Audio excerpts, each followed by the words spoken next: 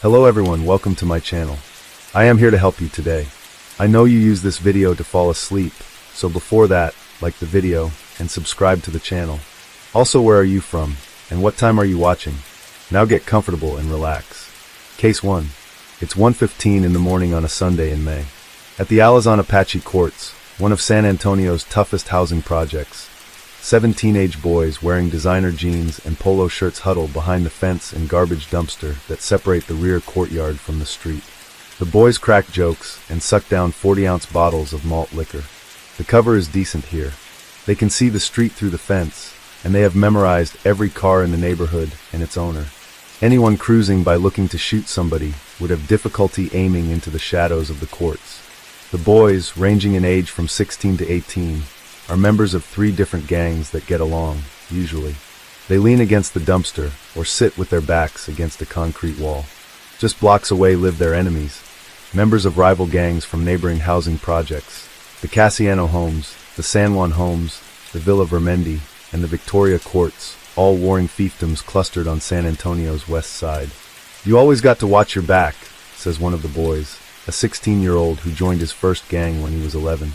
He chats amiably about what he and his friends do for fun. "We get really drunk," he says. "We get all hyped up, and we do a drive-by or something like that." At that moment, 5 shots rip through the air, and he and the others fall silent. The shots were loud and close. All 7 boys start running through the rear courtyard, toward the gunfire. If the shooters make another pass, the boys can see who it is.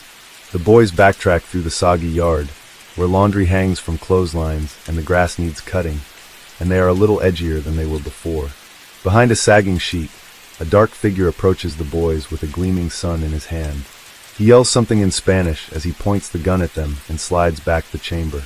Is this it? The moment is tense, but the boy turns out to be a friend. The others laugh at his performance and return to their spots against the wall and the dumpster, but something has changed. The air is electric. They chuckle and say they are not afraid. "Things like that happen here all the time," says one. Meanwhile, the teenager with the gun paces around the periphery of the group, watching their backs. No one got hurt that night, but the incident brings into relief the 2 San Antonios. One a thriving city of beauty, history, and culture that draws tourists from around the country, and the other a city of warring youths, where small children are killed in their beds by stray gunfire. In 1993, there were 1,262 drive-by shootings reported in San Antonio, which has a population of 935,933. The police department estimates that for every drive-by that is reported, 10 are not.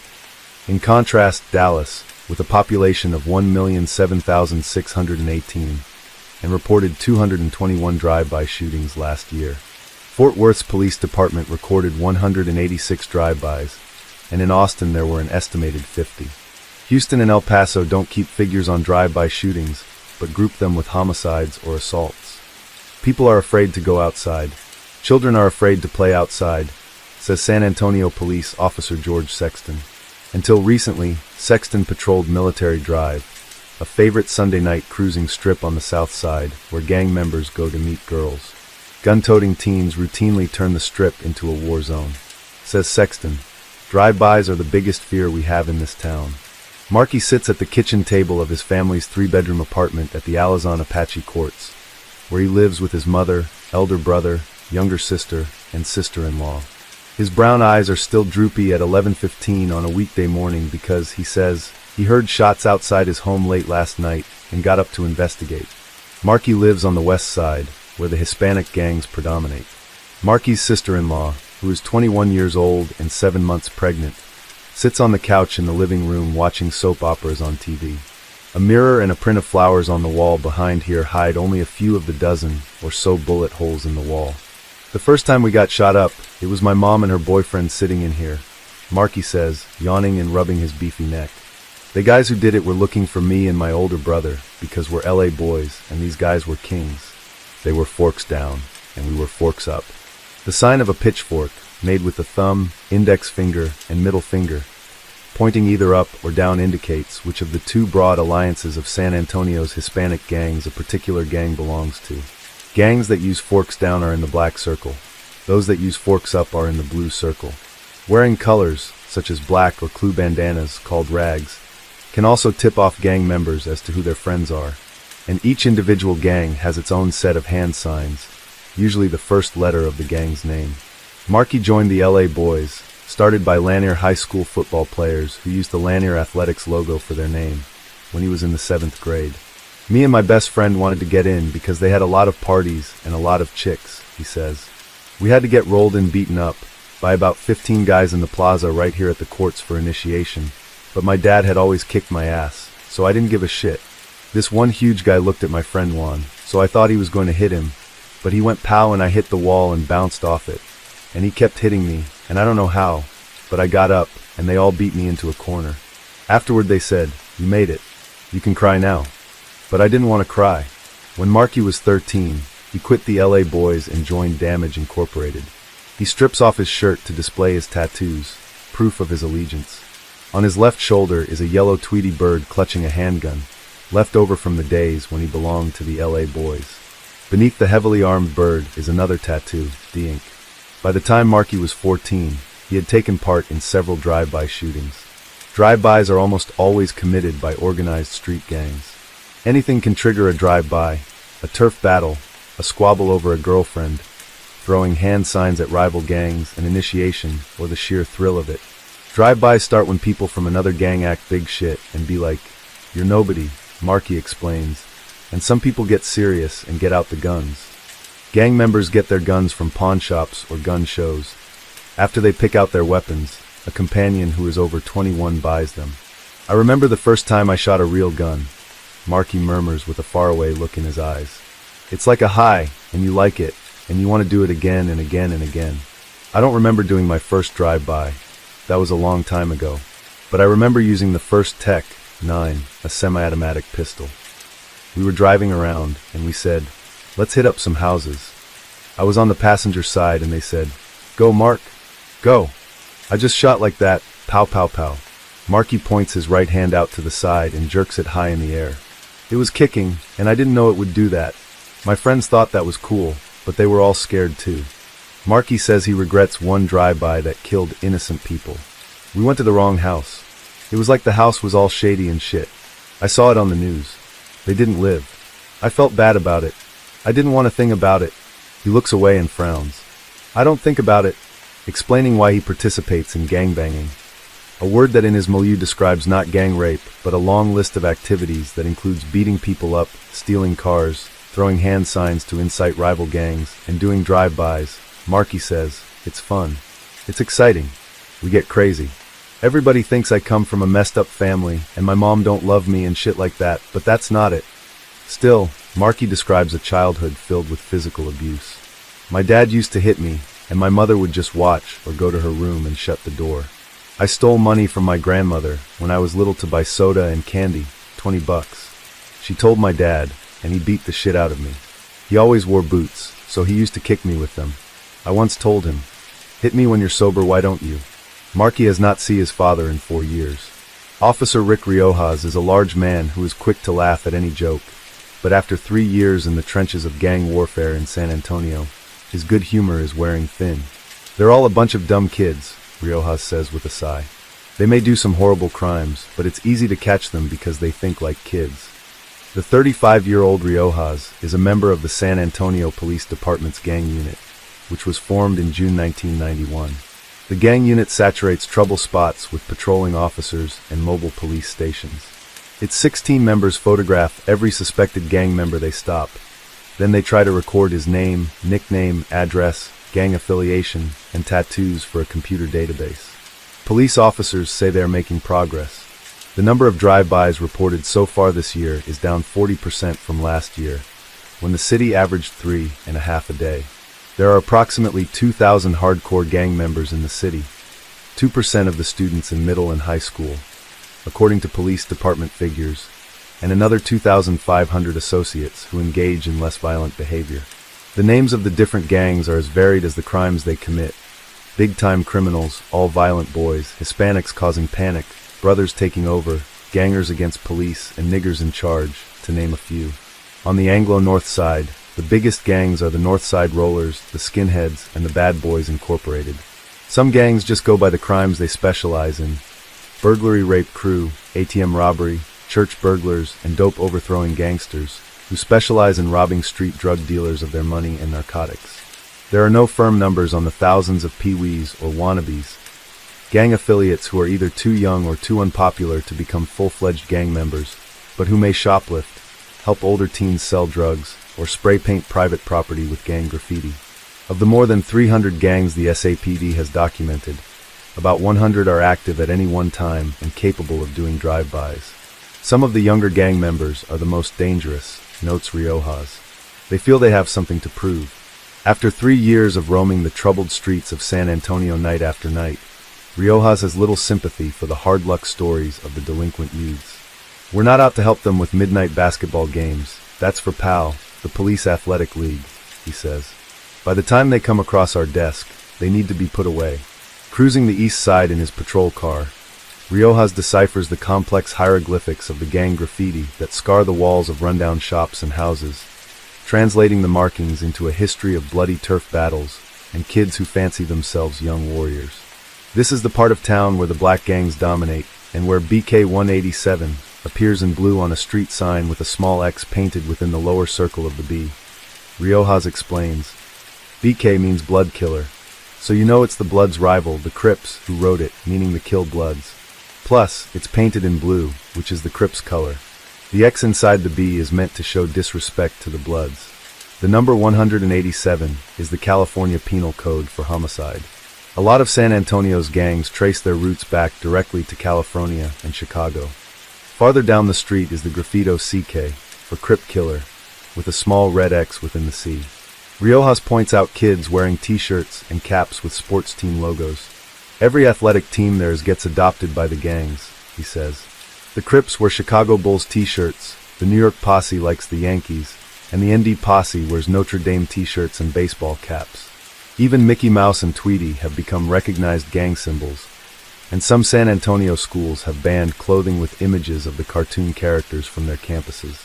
Like the Hispanic gang members on the west side, the African American gang members on the east side strongly identify with the subdivision where they live. The ETGs, or East Terrace Gangsters, and the WCGs, or Wheatley Courts Gangsters, even take their names from their turf. However, says Riojas, the black gangs differ from the Hispanic gangs in some respects. The Hispanics have a more traditional type of philosophy, where turf and familia, or the gang, are the most important forces in their lives, he says. The blacks are more individuals, and the gangs are more like a business venture, a way to sell crack cocaine and make money. They are more likely to do a drive-by on someone who is cutting into their business. It is a Friday night of the east side.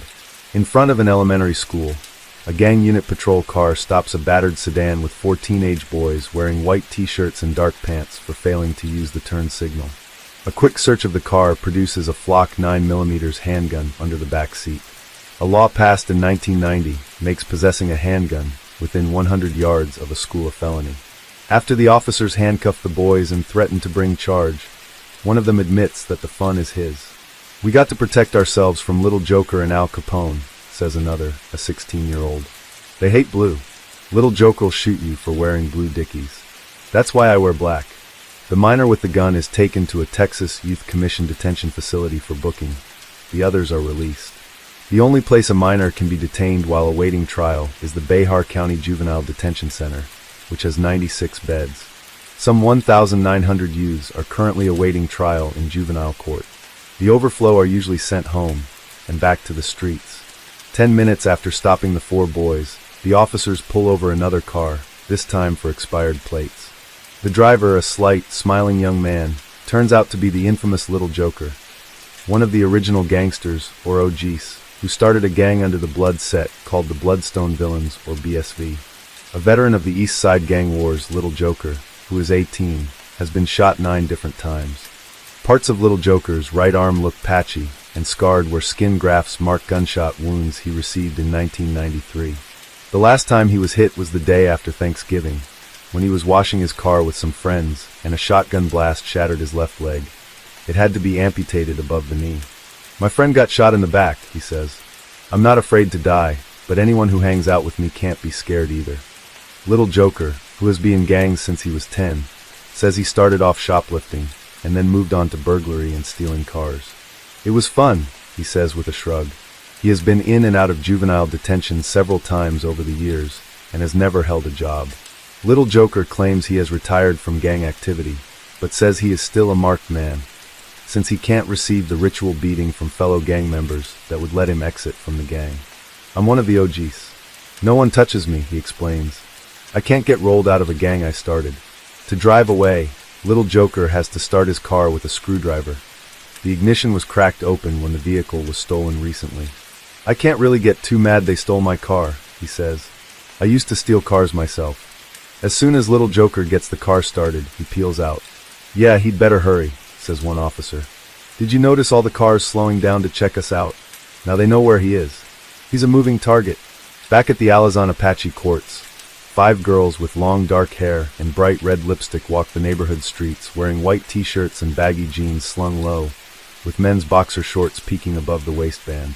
The girls call themselves the ND Chicks, a sort of female auxiliary to the ND Posse, whose sworn enemies are the LA Boys.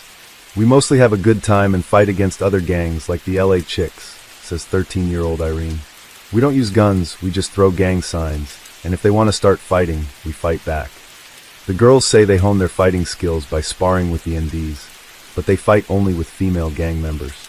We learn to take the pain from guys, so when we go up against the bigger girls, we can take the pain from them, Irene explains, making a fist with a well-manicured hand. First you hit them in the face to mess them up. We try to punch them so they fall, and we push them, and we start kicking them. We make them kiss the rag. The rag is the green bandana that the NDs have adopted as their colors. The gang's mascot, which shows up in tattoos and graffiti, is Notre Dame's Fighting Irishman, but with a twist. His hands are wrapped around an Uzi. The NDs defend us, they back us up, says Maria, also 13. When other guys mess with us, the NDs get into it for us. The girls attend Tafula Middle School, but they say that since joining the gang, they have skipped a lot of classes and their grades have fallen. Their days are spent hanging with the NDs and smoking marijuana. We get it from the NDs, says Irene. We have parties. Irene lives with her aunt. I got tired of my mom, she says. I left once, and she got made and said, get your clothes and get out.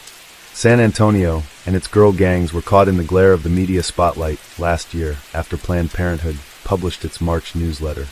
According to the newsletter, girls on the city's west side were being initiated into gangs by having sex with members who were HIV positive. Reporters from all over the world, from Geraldo to the London Times, inundated San Antonio's police department with calls. The SAPD maintains that there is no proof the story is true. The ND Chicks say their initiation is to get rolled in with a beating from female gang members. But none deny that willing girls get passed around among male gang members. You really don't know who had AIDS or not, notes Markey, who says he has participated in threesomes and has pulled trains, lined up with several guys to take turns having sex with one girl. Some of them be young, we call them little hoes, he says. Sometimes we'll say, if you want to hang out with us, you got to have sex with us. Markey admits that some gang members rape girls, but the victims are always drunk or on drugs, so no one would believe them if they told. He adds that his gang, Damage, does not have an auxiliary girl gang. We just play around by calling the girls who hang with us pods, he says. Property of Damage. Jimmy Ibarra has lived his entire life at the Alazan Apache courts and the Casiano homes, and he knows gang life intimately. A 33-year-old ex-convict and former heroin addict, Ibarra pledged his life to helping the kids in his neighborhood after he kicked his habit 5 years ago. He landed his first office job in 1990 as a community education specialist for the STEPS project for high-risk substance abusers. He also supervises youth activities at the Alazan Apache courts. Ibarra spends much of his free time driving around the courts keeping tabs on the teens, passing out condoms, encouraging kids to get free HIV tests at the clinic, and trying to persuade gang members to turn their lives around the way he did. I hang out with them and try to calm them down when they want to fight or do a drive-by, says Ibarra. They laugh at me and tell me I'm old or a Jesus freak, but they don't know that I've been through exactly what they have. It's just that we used to use knives and bats. Now they have guns. As Ibarra steers his Ford Escort through the West Side's dark streets on a Friday night in August, he points out the abandoned house where he and his buddies used to shoot up heroin. The kids trust Ibarra and run up to the car to chat or say hello. He's always here to help us, says Miracle, a 15-year-old former gang member, as she leans into the car. Ibarra has caught up with Miracle outside a teen dance sponsored by Inner City Development, a private organization devoted to helping kids. Still sweating and out of breath from dancing, Miracle squats on the curb and munches hungrily on a Snickers bar that Ibarra has handed her from a box on the back seat. The first 2 buttons of her jeans are undone to make way for her growing belly. She is 5 months pregnant. In this world, the simple rituals of adolescence, going to a party, playing basketball, can turn deadly. Miracle's boyfriend, who is the father of her baby and a gang member who lives at the Alazan Courts, just a few blocks away, did not attend the dance. It's too dangerous for him, Miracle says. There are a lot of other gangs here. Ibarra notices large groups of teenage boys walking around, looking drunk and surly. He talks Miracle and 2 girls from the Alazan Courts into accepting a ride home. To Ibarra, the greatest tragedy of the gang wars is that Hispanics are killing other Hispanics.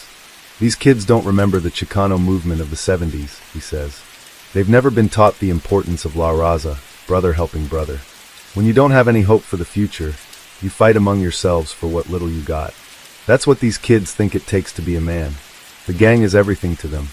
Why should they work if welfare will provide them with everything they need just to lie around on their butts all day? Ibarra says, the way the system is set up has not really helped these people. It has hurt them in the long run. A few blocks from the Alazan Courts are the Casiano homes, known for the huge murals, colorful renditions of Aztec gods and modern-day heroes, painted by graffiti artists on the sides of the 2-story buildings. One tells the story of 12-year-old Jose Rodriguez, Jr., who was fatally shot in 1991 when he tried to quit a West Side gang. The boy had lived with his grandmother, who is depicted weeping beside his coffin. One group of gangs under the Black Circle, including the LA Boys and the West Side Posse, live at the Casiano homes, the Villa Veramendi, and the San Juan homes. But membership in the same alliance doesn't preclude hostilities.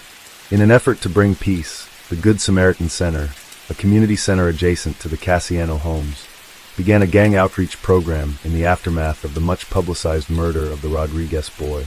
The program, called Youths in Conflict, is headed by 3 former gang members with master's degrees in social work who hold weekly war councils with gang leaders from the 3 housing projects in an attempt to mediate differences.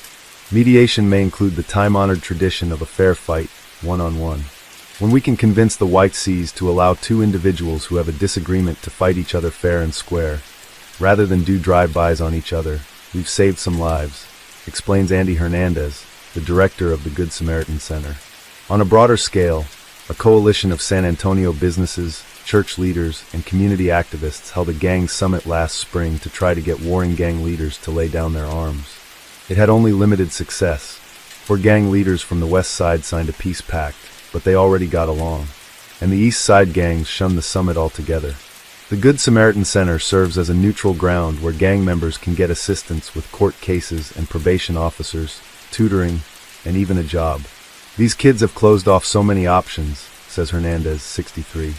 When you have shot somebody, you have restricted yourself to staying with your gang in the area where they are strong. When these kids try to venture out somewhere on a city bus, they have to work out elaborate routes so they can stay out of another gang's turf in order to stay alive. Police say violence in the area has decreased considerably over the past few months. We have appealed to the leaders, who are extremely intelligent, says Hernandez. They are the surrogate parents for the gang members. They provide food and shelter. They protect them. A lot of gang members don't live with their own families anymore in order to protect them from drive-bys. We show the leaders that there are alternatives to killing each other, Hernandez says. We take them out of a crowd where they feel they have to prove how tough they are and show them another way. Gang members who end up serving time in jail as adults often graduate to the toughest gang of all, the Mexican Mafia, or LAIM, a prison-based gang that controls drug sales in San Antonio. Joining the Mexican Mafia is equivalent to playing in the major leagues. Drive-bys become planned executions, and drug sales and racketeering replace auto theft and vandalism. Members are recruited in prison. Young street gang members taking their first trip to the penitentiary often choose the hardcore gang lifestyle of the Mafia for the protection it offers in jail. Usually, though, kids involved with gangs quit long before there is any temptation to join the Mafia. The fast life is not as alluring when they have children of their own to support. In May, Markey said he planned to quit gangs altogether. At middle school, they had some counselors go over there and tell you what lie is and what jobs are good, he said. They talked about being a paramedic. That's what I want to be. I know how a bullet is and how it comes out. I've seen a lot of blood. Since then, Markey has indeed quit Damage, he says, after falling out with its leader. There are success stories of kids who have turned their lives around and left their days of drive-by shootings and stealing behind. In August, the talk at the Alazan courts was of a gang member who had joined the Marines. Jimmy Ibarra still fondly remembers the day a year ago when a lot of the Kings, one of the biggest gangs on the west side, dropped their colors forever. They just up and quit, he says. They said, "We are sick of it and we won't do it anymore." Many of the IDs who are involved with gangs do not fit the profile of thuggish troublemakers who don't have the brains or patience to make it in school. They can be the bright, popular kids or members of the football team. One 18-year-old former Kings member says he was an honor student and a junior varsity football and basketball player at Taffola Middle School when he joined the gang his childhood friends belonged to. His life changed for the worse. "I got kicked out of school for fighting, and they sent me to Jefferson High School. Then they kicked me out over there because they thought I was the leader of the Kings there," he says. "Every day in high school we skipped school, watched a movie, and got stoned. Now I realize I messed up. All the Kings stopped because we got kids now," he says. "I don't want to be a bum. It's like a cycle.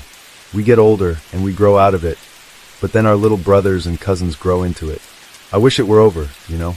It's not worth it." On a sunny afternoon, Ibarra watches the kids playing basketball at the Alazan Apache courts. As he lights a cigarette, he notices one 15-year-old get in the face of another and punch him in the head 3 times. Ibarra jogs over to break up the fight and learns that the kid who was taking the punches had been accused by 2 7-year-old boys of touching their crotches while playing. The youth meting out the punishment is an uncle of one of the little boys and an ND gang member. The wounded teenager walks off the court without a word, and the play continues. Ibarra looks on as gang members share the basketball with younger kids, making layups and fighting for rebounds. He watches the ND grab the ball and shoot. The little boys also watch him and move closer, mimicking his style. Case 2. Margaret Raley, the 38-year-old wife of the Reverend Walker Raley of Dallas, was found beaten, choked, and unconscious on the floor of their garage when her husband returned from studying at the library shortly after midnight on April 22, 1987. The police had no leads in the case. Dr. Raley, who is white, has been an outspoken critic of racial prejudice in this city, said the Times. According to the executive minister in Raley's church, Gordon D. Cassad, Raley had received a series of threatening letters in the preceding weeks and had preached his Easter sermon wearing a bulletproof vest. It took a moment for the realization to sink in that this bizarre episode had taken place in my very own church, the First United Methodist Church, on the corner of Ross and Harwood in downtown Dallas. This was the church I grew up in and angrily ran away from and retreated to on several guilty occasions. What I always had hated about my church was its instinctive fear of confronting society. But here was a minister who had spoken out against racial injustice and inequality in a city where such things are rarely said aloud. Here was a man threatened with death in that same sanctuary. And here was a man whose wife was strangled into what the doctors called a persistent vegetative state, for no other obvious reason than that someone wanted to punish Walker Raley for preaching the truth. Was this Dallas? I asked myself. The open savagery of the Raley tragedy seemed oddly wrong in a city that is deeply preoccupied with appearances. From the beginning there was about the story a vague but haunting discordance. And yet I was willing to believe that perhaps Dallas had returned to the racial violence of the 50s. Apparently Dallas worried about that too. For the next week the city was on its knees in prayer services and editorial self-reproach. It was a moment when people of various faiths and races stopped to pray for Walker and Peggy Raley and their 2 young children, Ryan and Megan. "Fight on, Raley family," cried the Reverend Darrell Coleman of the Kirkwood CME Temple Church in a rare gathering of the races at Thanksgiving Square. "Fight on, soldiers of righteousness and truth. Thank God for today." The Baptists issued a statement that the fact that a minister's clear stand against racial injustice and bigotry would jeopardize his life is an indicting commentary on our society. Rabbi Sheldon Zimmerman of Temple Emmanuel concluded that the Raley family had been singled out because of his almost prophetic stance in regard to injustice in any form. As Peggy lay in intensive care, hundreds of visitors came day after day to Presbyterian Hospital to pay homage to a woman few people knew well. The traffic was so great that volunteers from the church came to assist. Peggy's condition, at first critical, settled into an awful stasis. She was neither dead nor alive. It was as if she were waiting for some momentous resolution before she could either die or be released back into life. And as for her husband, his tragedy seemed unbearable. He had been the rising star of Methodism, as some called him, an electrifying preacher who had awakened the slumbering old church and infused it with his own extraordinary vigor. Now he was crushed by some unknown force too vast and heartless to be fended off by faith alone. On the Sunday after the attack, the congregation of First Church returned to the sanctuary in a state of shock. There was an obvious show of security police, which added to the air of continuing menace. From the pulpit, Qassad read a message from Rayleigh, who remained in the hospital to be near his wife. I do not know why senseless violence continues to pervade society, nor do I understand why the events of this past week took place, Rayleigh's message said. You have proven to me and all of Dallas that our church is a family. I have been reminded once again that the breath of life is fragile, but the fabric of life is eternal. Peggy was neither dead nor alive. It was as if she were waiting for some momentous resolution before she could either die or be released back into life. It is worth pausing to wonder at a city where a crime might assume such metaphorical power. When I was a child in the First Church, our minister, Robert E. Goodrich, Jr., used to speak about the climate of the city. It was one of his favorite sermons, one he turned to on that Sunday after John Kennedy came to town and became the 111th homicide of 1963. There's no question about a relationship between physical climate and life. How about the spiritual and cultural climate of a neighborhood, a city, a home? In this elusive fashion, Goodrich would imply that Dallas was not innocent of Kennedy's murder. There was something about the climate of the city that generated tragedy, that caused lightning to strike. Dallas is a city distinguished by clean, quiet, well-ordered suburbs. It is a pious town, with more than 1,200 churches and the highest-paid preachers in America. Many of the largest Protestant congregations in the world are in the Dallas-Fort Worth area, including 7 of the top 20 churches in United Methodism. But all this piety and bustle hides another Dallas. It is number 1 among large American cities in the rate of overall crime. It has the highest rate of divorce. Dear Abby surveyed her readers last summer and concluded that Dallas, Fort Worth has more unfaithful spouses than any other region. 1 out of every 6 murders in Texas occurs in Dallas County. These grim figures describe the climate of the city today. Nevertheless, I felt hope and pride in a city that was painfully examining itself. It seemed to me that it was the special destiny of Dallas to have to grow through tragedy. These were my thoughts until 9 days after the attack. Then Rayleigh locked himself in his hospital suite and ingested 3 bottles of tranquilizers and antidepressants, leaving a lengthy suicide note that said demons had been inside him for years and he was tired of trying to be good. By the time police broke in the following morning, he too had fallen into a coma. The focus of suspicion shifted from Dallas to Walker Rayleigh himself. Civic introspection abruptly stopped. If Rayleigh were guilty, then Dallas must be innocent. But I wasn't so sure. It seemed to me that the Rayleigh case went to the essence of Dallas, because it was a case of contrasting appearances. Who was Walker Rayleigh, a holy, martyred minister or a depraved and perhaps insane villain? Although First Church is not even the largest Methodist church in Dallas, it has a reputation of being the mother church of Methodism. 8 men who stood in this pulpit before Rayleigh went on to become bishops. Indeed, Rayleigh's own election to the episcopacy was regarded as a certainty, perhaps as early as 1988. When he would have become one of the youngest bishops in the history of Methodism. Even his appointment as senior pastor of First Church in 1980 at the age of 33 was an astonishment, according to eminent Methodist theologian Albert Outler. He leapfrogged over 24 of his elders who thought they were his equal. For 10 years First Church had been losing members, as had many downtown churches all across the country, as had Methodism itself. He breathed life into this church from his first sermon, when he literally blew into the microphone, remembers the choir director, John Yarrington, who became Rayleigh's dear friend. Membership quickly increased, as did the budget, which more than doubled over the 7 years that Rayleigh held the pulpit. New people came to First Church because they adored Walker Rayleigh. I've heard Harry Emerson Fosdick, Ralph Sockman, Ernest Fremont Tittle, and Norman Vincent Peale, says G.W. French, a lay leader in the church, and I still feel that Walker Rayleigh was the greatest pulpiteer I ever heard. For some of the older members, the personality cult they saw evolving around Rayleigh took their breath away. Rayleigh was a vigorous, outspoken advocate of certain social issues endorsed by the yuppie element, which had begun to make up a new, younger core of the congregation. He opposed capital punishment, supported equal rights for women and minorities, declared his ambivalence on the subject of abortion, and defended the rights of homosexuals. He preached an open letter to President Reagan, calling for increased arms control.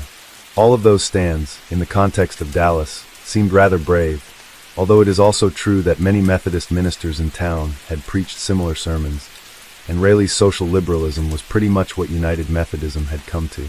Personal behavior, that is to say morality and ethics, was rarely mentioned. Rayleigh often inveighed against the disparity of great wealth and great deprivation that characterized the city, but he himself had grown comfortable with his $100,000 annual salary, his luxurious Lake Highlands home, and the many perks, favors, loans, and subsidies that came from being a high-steeple preacher in a wealthy Protestant congregation. For a young man who had grown up in the little western Kentucky farming community of Owensboro, the son of a sheet metal worker, it had been quite a climb. To a certain extent, he was an existential man, observes Dallas City Councilman Craig Holcomb, one of those who had been drawn to Raleigh's ministry. He worked very hard and created who Walker Raleigh was going to be. Because of the importance of First Church within the denomination, many of the congregation are ordained ministers who are retired or working in other areas of the ministry. Among that group, Raleigh was a polarizing figure. The Reverend Howard Grimes, who taught Christian education at SMU's Perkins School of Theology for 33 years, calls Raleigh one of the greatest, if not the greatest, Protestant preacher in the latter half of the 20th century. He had become God for a lot of people, and maybe me. The younger clergymen in the congregation, Raleigh's contemporaries, tended to look at him with less awe and with more than a little resentment. His popularity at First Church was such for many people that they lost all sense that he had any imperfection, says Reverend Spurgeon Dunham III, the editor of the United Methodist Reporter. Dunham and Raleigh had jostled for power in the corporation that is buried inside the denomination. The politics of the church are so subtle that only the most astute and discerning could understand what was going on. Walker was very analytical and perceptive. He took to that process very early. In the course of numerous different meetings, it became clear to me his primary agenda was to be elected to the episcopacy as soon as possible. He campaigned for it by accepting speaking engagements here, there, and everywhere. He seemed incapable of saying no to serving additional outside responsibilities. His ambition was so completely unchecked.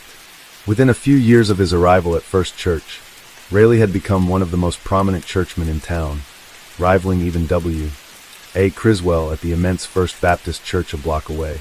In the past, whenever something religious would come up, the press would ask Dr. Criswell what he thought of it. Pretty soon they stopped that and started asking Walker Raleigh, says the Reverend John Holbert, who taught Raleigh Hebrew at SMU and who sings in the choir at First Church. Raleigh served as president of the Greater Dallas Community of Churches. He was on the United Methodists National Board of Global Ministries. He was selected to preach Protestant hour sermons on a nationwide Christian radio network. Already his name was widely known among Methodists as a man destined not just for the bishop's chair, but for something more, for greatness, in whatever form that might assume. And yet there were extraordinary pressures that were at work and were already evident in Raleigh's personality. Several times he told Gordon Cassad that the congregation at First Church could never forgive even one bad sermon. So he slaved over his lessons, polished his delivery, choreographed his gestures, until each one of them was a characteristic Raleigh gem. Once, in the receiving line after the 11 o'clock service, a seminary student asked what it took to preach a sermon like the one he had just heard, and Raleigh answered candidly, about 35 hours. In a church with a congregation of nearly 6,000 members and a $2 million budget, a pastor spends a considerable amount of time visiting hospitals, preaching funerals, counseling troubled youngsters, running administrative meetings, setting budget goals. It's a demanding occupation. Raleigh had a staff of 65 people to assist him, but just keeping the staff appeased was a full-time job. He was the kind of preacher who knew everybody's name, says Diane Yarrington, John Yarrington's wife and Peggy Raleigh's closest friend. He wrote hundreds of personal notes to people all the time. On your birthday, you'd always get a handwritten note from Walker. He would make a special trip to a high school to see a play that one of the Sunday school children might be in. He spent hours and hours a day doing that kind of thing. And of course it wore him down. Rarely found in the church the loving family he himself had never known as the child of alcoholic and often neglectful parents. John Yarrington became the older brother I never had. Howard Grimes was a real father to me. Mrs. Knox Oaksley was my Dallas mother. It was typical of Rayleigh to seek out such ersatz family members. He wanted to be loved and esteemed. He also wanted to return to his congregation the steady, attentive care he had craved as a young boy. By pouring that kind of love on the thousands before him, it was as if he were ministering to the angry and neglected child inside himself. He would not let them down, as he had been let down. When in times of grief or trouble, a parishioner would stumble or his faith would fail, Reverend Rayleigh was there, strong, certain, and unwavering. His faith was a compass point by which others in the church could steer their fragile beliefs. In these ways Walker Rayleigh became something larger than himself, and subtly, something other than himself. Because behind the public face of this caring, highly blessed young man, with his beautiful wife, his charming children, his prestigious job, his important future, there was another Walker Rayleigh. This was a man so besieged by the doubts and worries he held aside during the day that he seldom enjoyed an untroubled night's sleep. This was a person seen only occasionally by people close to him, his staff, for instance, who idolized him and were sometimes crushed by a volcanic temper that slept and slept then suddenly savagely erupted, usually over some small point such as the lighting in the sanctuary or the presentation of the budget. Nor were these eruptions followed by periods of remorse, which would have made them easy to forgive. Instead, a certain cool satisfaction took hold of him. He would not call back the rain of shattering insults that led to tears or angry resignations. In the recent past, when this other defiant, uncaring, self-centered Walker Rayleigh had gained ascendancy, friends had talked him into seeing a psychiatrist to help him cope with stress. Lately, however, when many of those closest to him had suggested that he go back to the psychiatrist, that he slow down, that he take a sabbatical, he had coldly cut them off. When word of another Rayleigh outburst circulated among the congregation, it was usually seen as more evidence of his temperamental genius. How insidious that must have seemed to him. Whatever fault he confessed to, whatever awful behavior he committed, only brought him new credit. Or perhaps, and this is the worst thing that can happen to a preacher, it is where he crosses the line between serving the forces of good and serving those of evil. Perhaps he had begun to believe in his own perfection. Some of the other ministers in the congregation suspected that Rayleigh had become one of those preachers who see themselves as God's special messengers, one of those who become so convinced that they are so holy that they are above the standards they have to preach. As Spurgeon Dunham observes, the sin is to become as God, as one who would take God's place. Anytime a human being reaches that level, he sets himself up for a fall. On Easter Sunday, 3 days before the attack on Peggy, Walker Rayleigh preached what would be his last sermon. In the days to come, it would be reinterpreted in ways that no one in the congregation that morning could have imagined. On this holy day, which is set aside for hope, love, and rejoicing, the cast of characters who would figure in the tragedy were all in place in the sanctuary, about to begin a weird and, one could believe, demonic journey into a world of passion, violence, and madness. Just before the 11 o'clock service, the seventh of a series of threatening letters addressed to Rayleigh was slipped under Gordon Cassade's office door. "Easter is when Christ arose, but you are going down," the note said. There was already a police guard in the church, but the possibility that the author of those threats had walked unnoticed into the church offices left the staff and the police unnerved. They were even more surprised when an associate pastor, acting on a hunch, ran upstairs and typed out the same message on an IBM Selectric on the 3rd floor. The typeface appeared to be the same. Whoever was sending the notes was probably a member of the congregation, perhaps even a member of the staff. Rayleigh, a medium-sized, balding man with intense blue eyes, was pale and thin-lipped but apparently determined to preach. He borrowed an ill-fitting bulletproof vest from a woman police officer and strapped it on like a corset beneath his Easter vestments. Few people in the congregation knew about the threats, but most sensed that something was wrong as soon as they entered the sanctuary. Councilman Holcomb noticed that Rayleigh did not enter the procession behind the choir as he usually did. Instead, the choir came in alone, and the pastoral staff entered through a side door, without Rayleigh. "I kept noticing these men standing beside the doors," Holcomb recalls. "I kept thinking I knew these men, but they're not from the church." Later he recognized investigator Steve Torres as one of the officers who guard the city council. The congregation rose to sing the doxology, and when they sat down, Rayleigh abruptly appeared in the pulpit. Looking out from the pulpit, He saw 3,000 parishioners in their Easter finery, filling the sanctuary and spilling out into the hallway, where uniformed policemen had just arrived to guard the exits.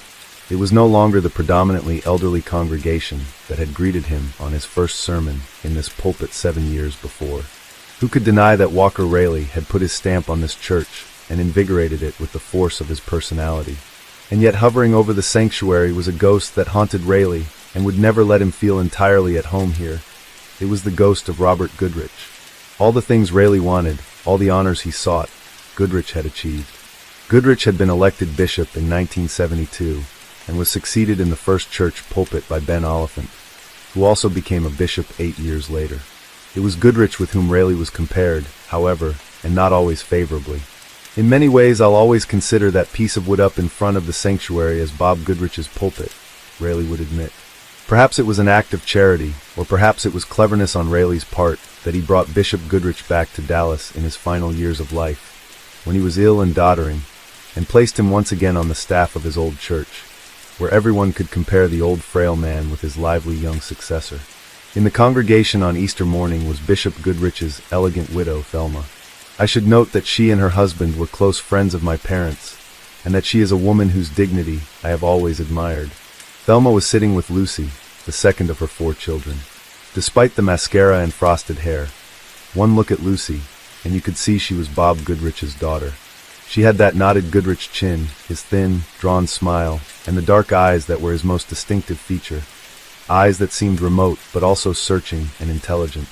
It was a strong face, like her father's, and if in some lights it appeared hard, in others you could detect a vulnerable and even wounded soul who had lived past the point where life surprised her.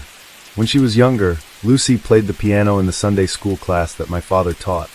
Now Lucy was 45 with 2 teenage children, but she was still slim and youthful, with the athletic carriage that was also a Goodrich legacy. She had been through 2 marriages before going off to California and becoming a clinical psychologist. She had come home to Dallas to set up a practice specializing in eating disorders. Along the way, she acquired a new last name, one of her own invention, Papillon, which means butterfly in French.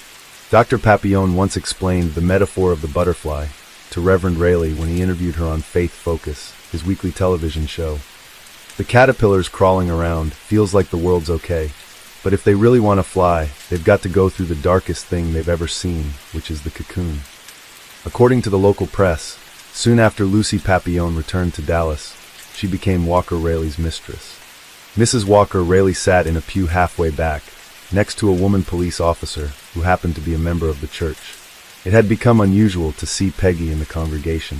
Over the last year she had withdrawn from the choir and the children's Sunday school class that she taught, then from the board suppers and picnics and retreats, and finally from the main Sunday service. Walker explained her absence as illness or a need to be closer to 5-year-old Ryan and 2-year-old Megan. Although it was true that Peggy had suffered a bout of walking pneumonia earlier in 1987, she had recovered from that, and as for the children, other mothers in the congregation wondered why she couldn't leave them in the nursery as they did.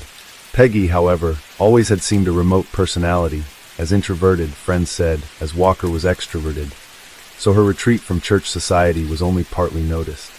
She was certainly much less visible than any other pastor's wife I've ever seen, says a member of the pastoral staff.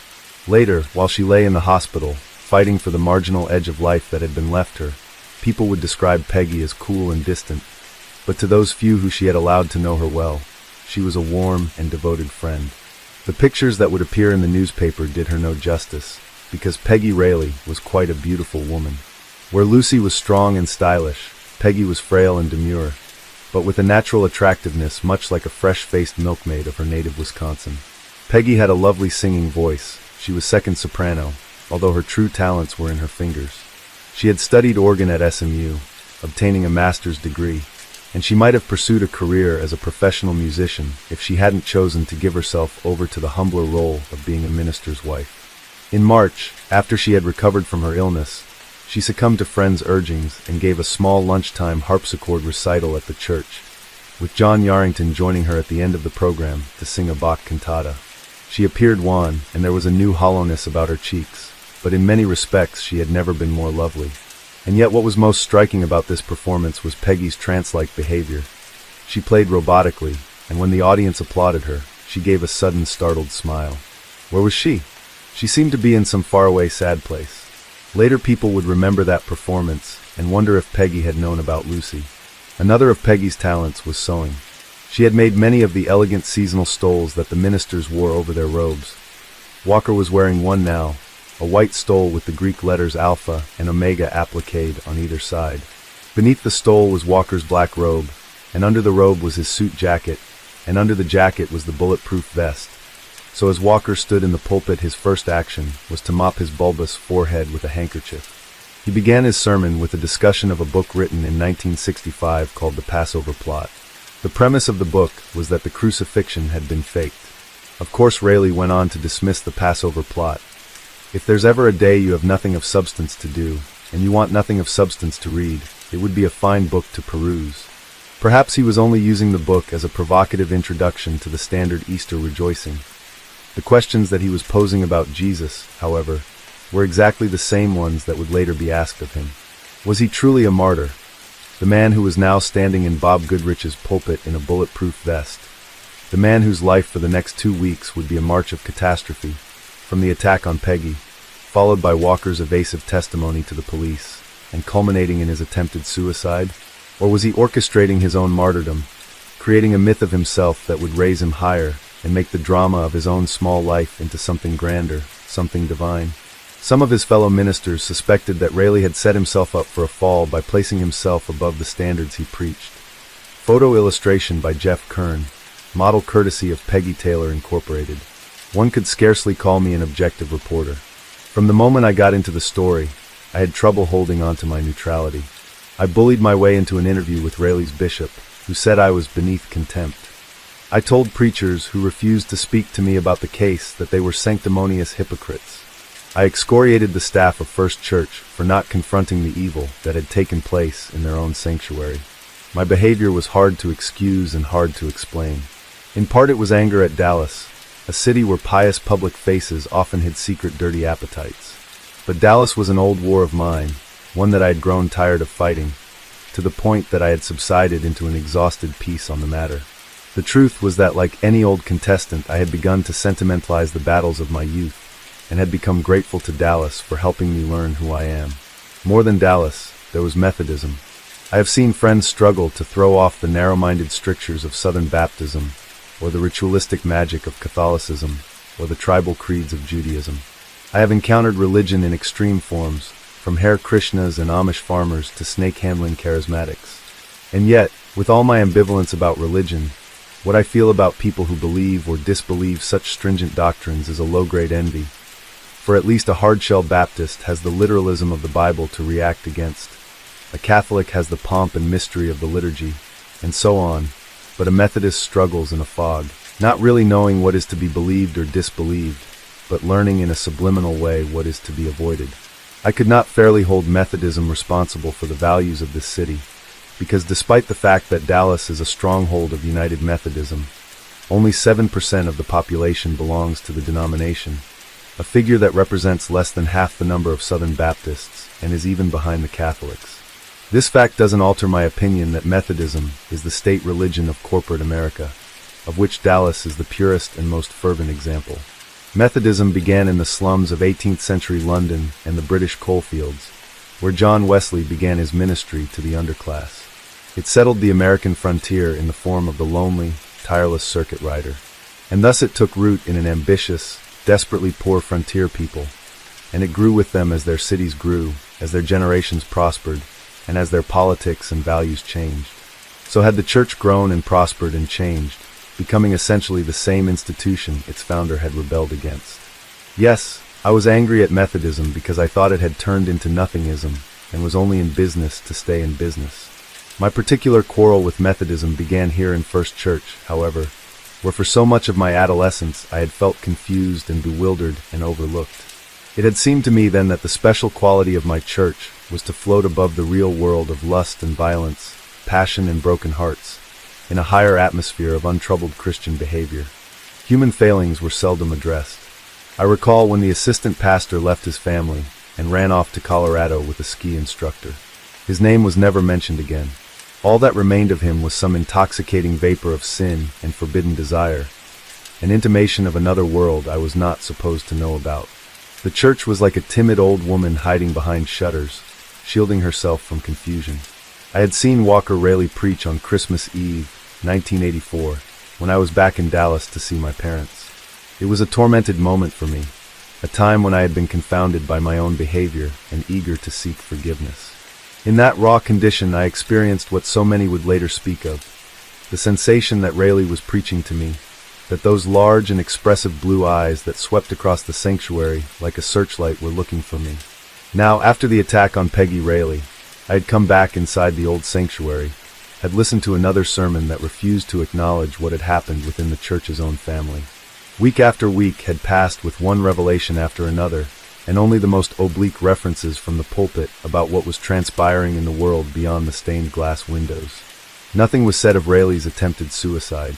Nothing was said of the sensational revelations of Lucy Papillon's grand jury testimony, in which she talked about their affair, which had gone on for more than a year, their marriage plans, and their assignations while he was out preaching.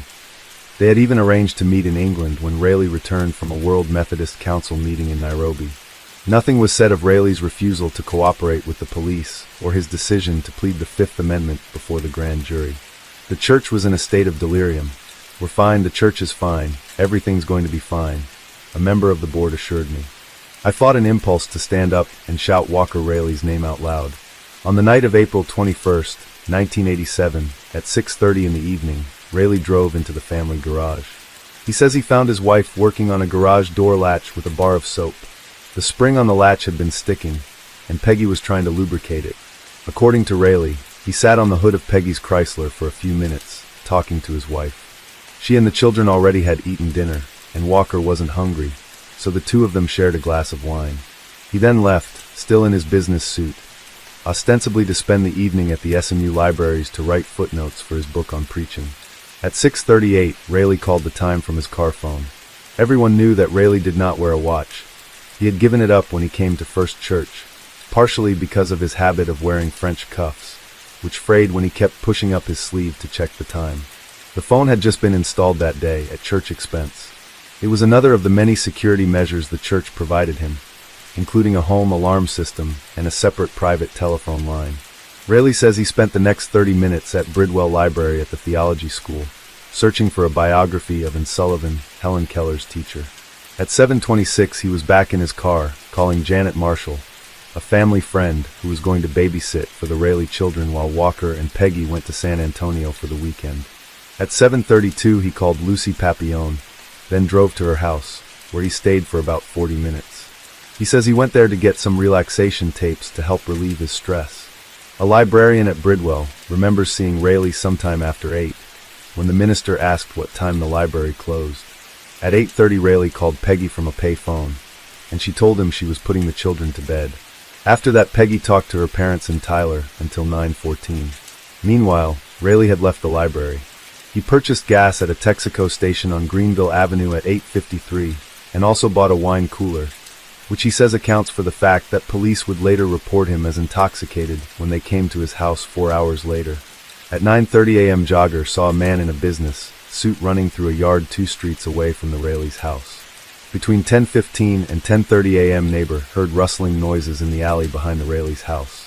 Raleigh says he had gone to the Texaco station because he was thirsty and had returned to his research in the main library. The police say they have indisputable evidence that he was lying about his whereabouts from the time he left the Texaco station until a librarian saw him sometime between 11 and midnight. At midnight, Raleigh attempted to give his business card to a Nigerian student at the checkout desk. On the back of the card was a message to the research librarian, asking for help in finding the Sullivan biography. He had also written the time, which was noted to be 10:30. After leaving the library, Raleigh phoned his home from his car, but this time he called the listed line, which was connected to an answering machine and did not even ring in the house. "I don't have my watch on," said the man who never wore one, "but it's about 10:30 or 10:45. Telephone company records show that the call was actually made at 3 minutes after midnight. If you want to, go ahead and lock the garage door, and I'll park out front." At 12:29, he called his answering machine again, giving the correct time and saying he was on his way home.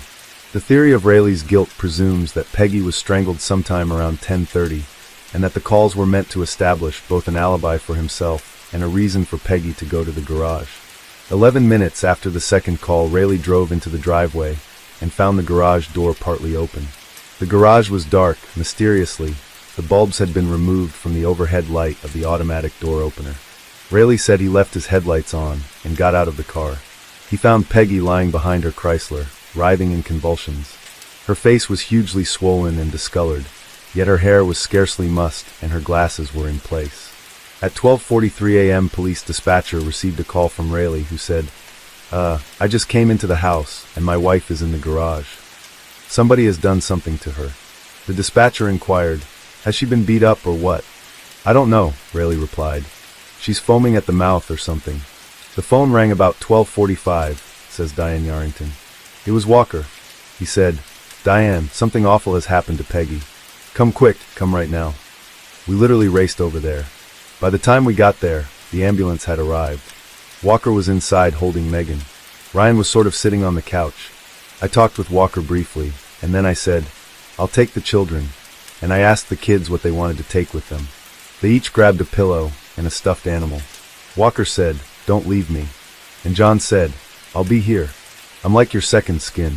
John Yarrington accompanied Walker to the hospital, and after he had gotten his friend settled, he went to speak to the doctors. I did not know what had happened.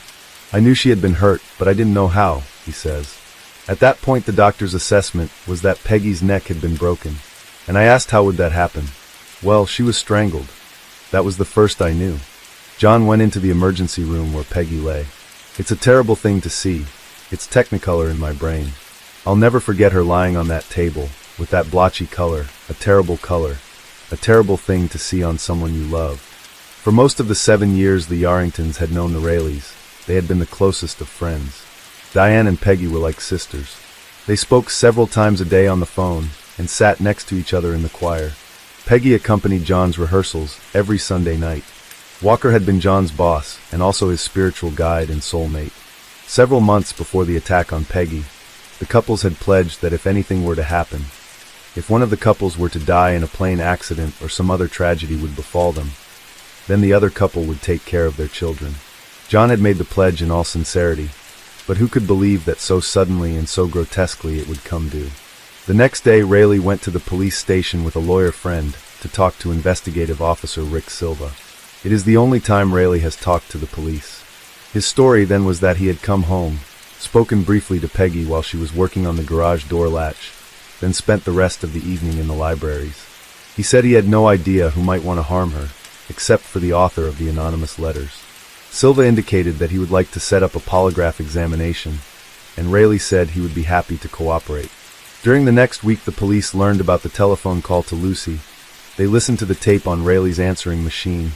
They discovered a credit card slip from the Texaco station, and they examined the garage door, which seemed to work fine. They found no evidence that the latch had been lubricated. In fact, they learned that the Rayleighs had complained to the manufacturer and had had a new automatic door opener installed only a few days earlier.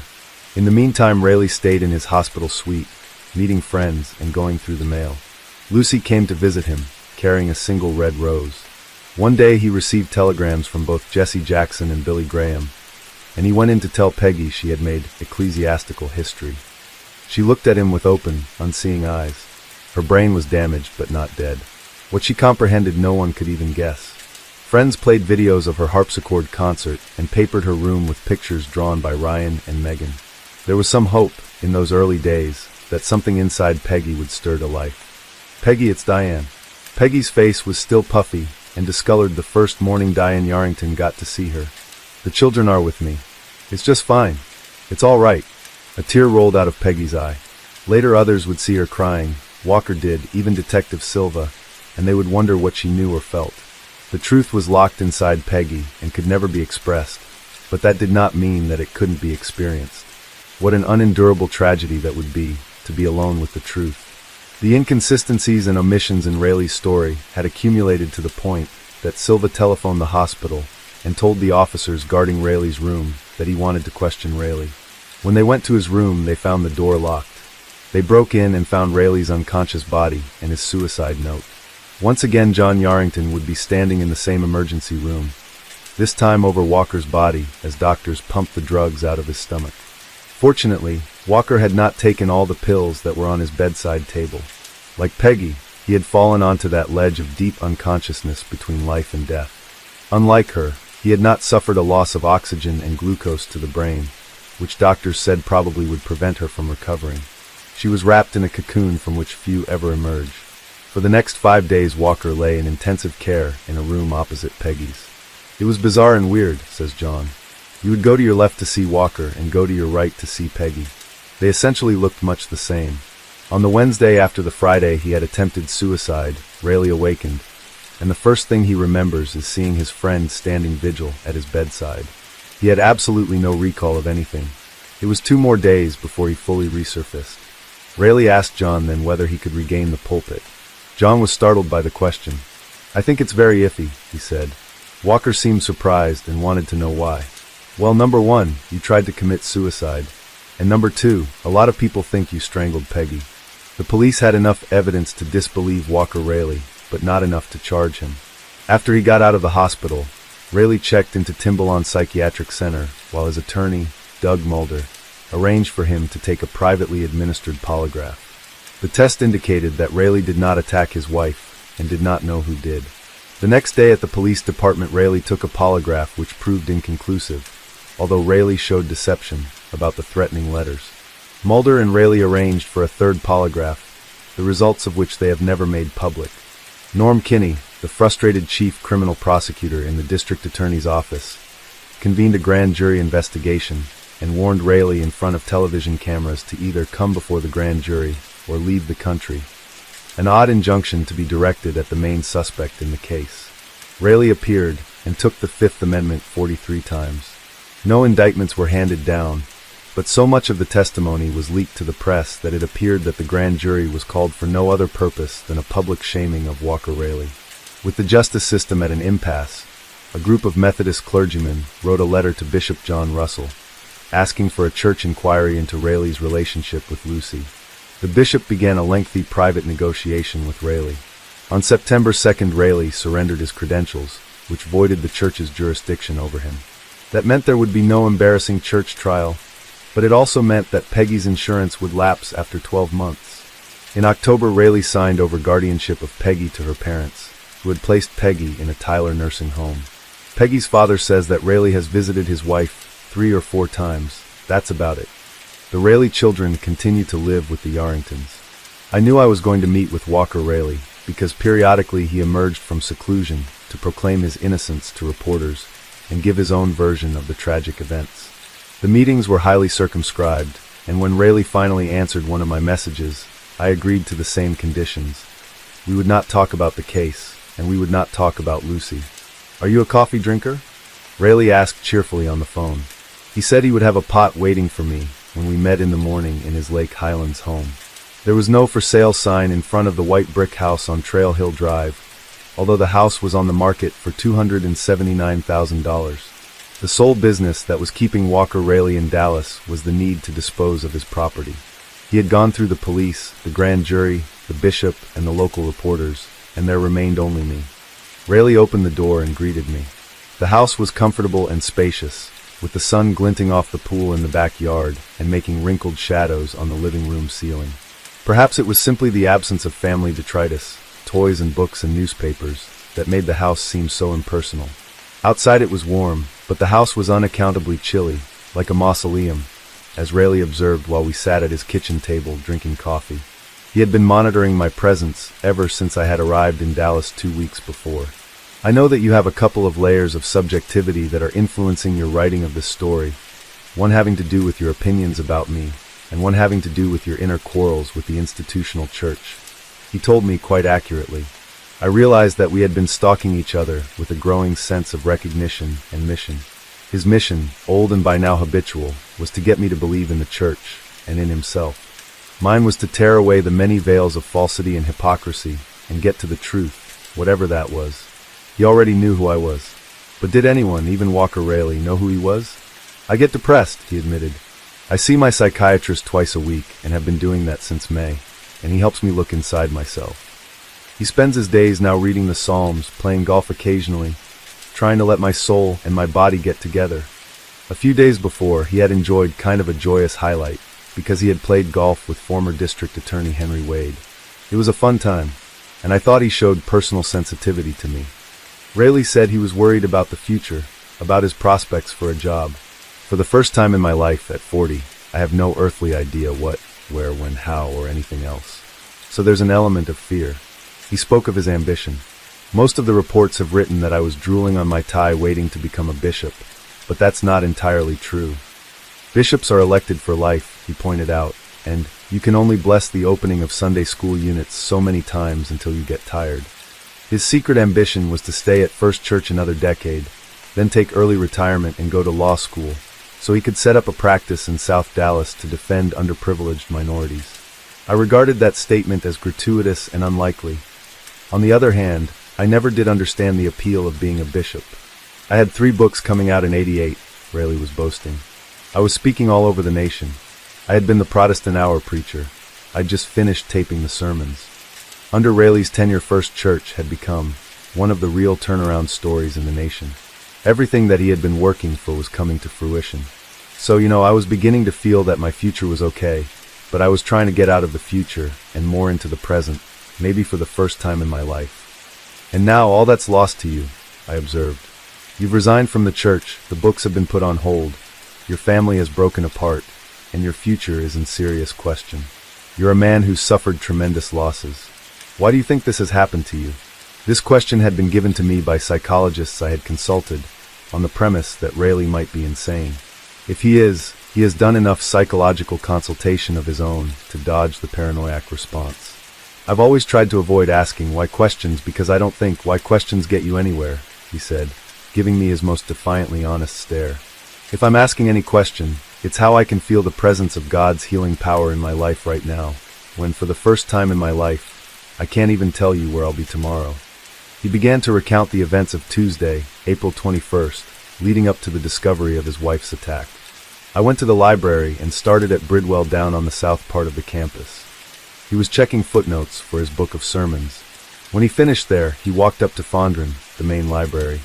On the way to Fondren, I stopped by Lucy's house, which is directly behind the campus, for about 40 minutes and back to Fondren after getting a Coke at a Texaco station and filling up the car. Worked at Fondren until a little after midnight, about 12:15 or so.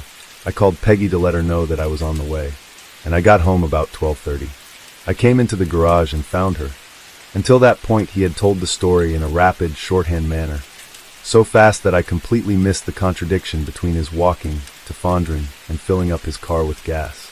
He had said he would not talk about the case, and obviously he wanted to skate past this portion. I thought to myself, here's a man who has avoided the police and the grand jury. I can't let him get by me that easily. The police said you had been drinking that night. Peggy and I had a glass of wine, he said. At what time? 7:15. And I had a wine cooler when I stopped at the Texaco. I thought you said you had a Coke at the Texaco. I said Coke, but that was just a Coke break, a coffee break, he replied. I went up there to get something to drink. I refer to that as getting a Coke. He would not be trapped. He started to talk again about finding Peggy. Come here, I want to show you, he said, with a certain demanding eagerness. I want you to see. We walked into the garage, which was large and empty of cars. Against the back wall were several storage closets. I want you to understand that there's a freezer, there's a refrigerator, and there are toys that the children use, like the tricycle, Rayleigh said, pointing out the clutter of an ordinary suburban family, which lined the side of the garage. In the evening it was not uncommon, 6, 7, or 8 times a night, for one of us to come out here. He showed me the latch he said Peggy was working on early in the evening of her attack. Somehow it had gotten bent. How it got bent, I don't know. Rayleigh's voice, even though it was nearly a whisper, reverberated in the vacancy of the garage. Anyway, when I pulled in, the door was about up to here. He indicated the height of his knee. And Peggy was right here. She would have been just behind her Chrysler, between her tool closet and the door that led into the house. As Rayleigh explained how Peggy's body was oriented. Heels here, head here. I thought what an intimate crime strangulation is, what a gruesome and prolonged dance. I was actually horrified, Rayleigh was saying. I have never seen any such thing, let alone my wife. Her face was purple and bloated, and her body was heaving from the waist up. Those were reflex actions, seizures, I later came to realize. I tried to shake her, tried to get some kind of response. And I couldn't get anything and ran in and checked on the children. Megan was lying down in front of the television. We walked back into the house. The family TV sat beside the picture window that looked out on the pool. The TV was on and muted, and she was on the floor, and my first impression was that she was dead. I picked her up and she said, "Daddy." She had her little fingers in her mouth, and she was okay. She had evidently gotten up, looking for Mommy, and the TV was on, and she laid down in front of the television. Had she found her mother? I asked. I don't think so, but I don't know. We went through the living room to the children's rooms. This is Ryan's room, Rayleigh said. The room was still filled with Ryan's dolls and toys. His bed's been moved over to the Yarringtons, Rayleigh explained. But his bed was here, and he was 3/4 of the way asleep, but kind of in a fog. That was, I remembered, well after midnight, when the children would ordinarily be sound asleep. Perhaps the assailant had thought, as I did, that strangulation is a silent crime, but who knows how Peggy may have fought, what kind of racket she might have made. Did she wake the children? The awfulness of that scene played unhappily in my mind, along with the dreadful suspicion that the person who caused this tragedy was the same polite preacher who was giving me the tour of his home. So anyway, Rayleigh continued, I came in and called the police. I called the Yarringtons, and I went across the yard and got my neighbor, and he came over. He stayed with Peggy. I brought the children into the den, sat them down on the sofa with me, and held them. Both were extremely quiet, because they could obviously pick up on my panic. I was hyperventilating and scared to death. Rayleigh and I went up to his special lair on the second floor. As a writer, I have a particular interest in the places people make for themselves to write in. 2 walls were covered with floor-to-ceiling bookshelves. There was an imposing desk of the sort that would belong to a bank vice president, and a more modest work area with a computer. One of Rayleigh's manuscripts sat on the table. Under a dictionary stand was a copy of the plays of Eugene O'Neill. It was a handsome office, but once again I noticed an absence of personal effects. Only 2 items in the room caught my eye. One was an SMU basketball on the window ledge behind Rayleigh's desk. He had bought the house from an SMU coach, it turns out, and had written into the contract that a basketball would come with the house. The other item was a 3-foot-tall doll that resembled Big Bird. Rayleigh said he had bought the doll for Ryan when he was in New York, and he recounted the spectacle of himself walking through the lobby of the Waldorf Astoria with the doll under his arm. I laughed, but it struck me as curious that Rayleigh, not Ryan, had the doll now.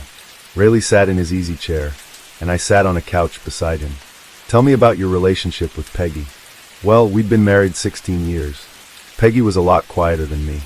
We had a respect for one another. We were not the kind of couple that held hands and watched television on the sofa. When we went on vacation, before the children came, and went out on the beach, we'd both take a book and read, and listen to the seagulls and watch the waves. We were married 11 years before we had children, and once the children came, we became more and more committed to parenting. Peggy had a great love for the church, and the impression that she didn't enjoy being the pastor's spouse and stuff I think is unfair to her. She was a private person and didn't talk a lot about the inner parts of herself. I think her best friend on the face of the earth was her mother. I don't know how else to answer. We didn't have a lot of arguments. Did she know about your affair? That never came up. She didn't know. I can only say it never emerged. Did she suspect? Rayleigh took a steadying breath.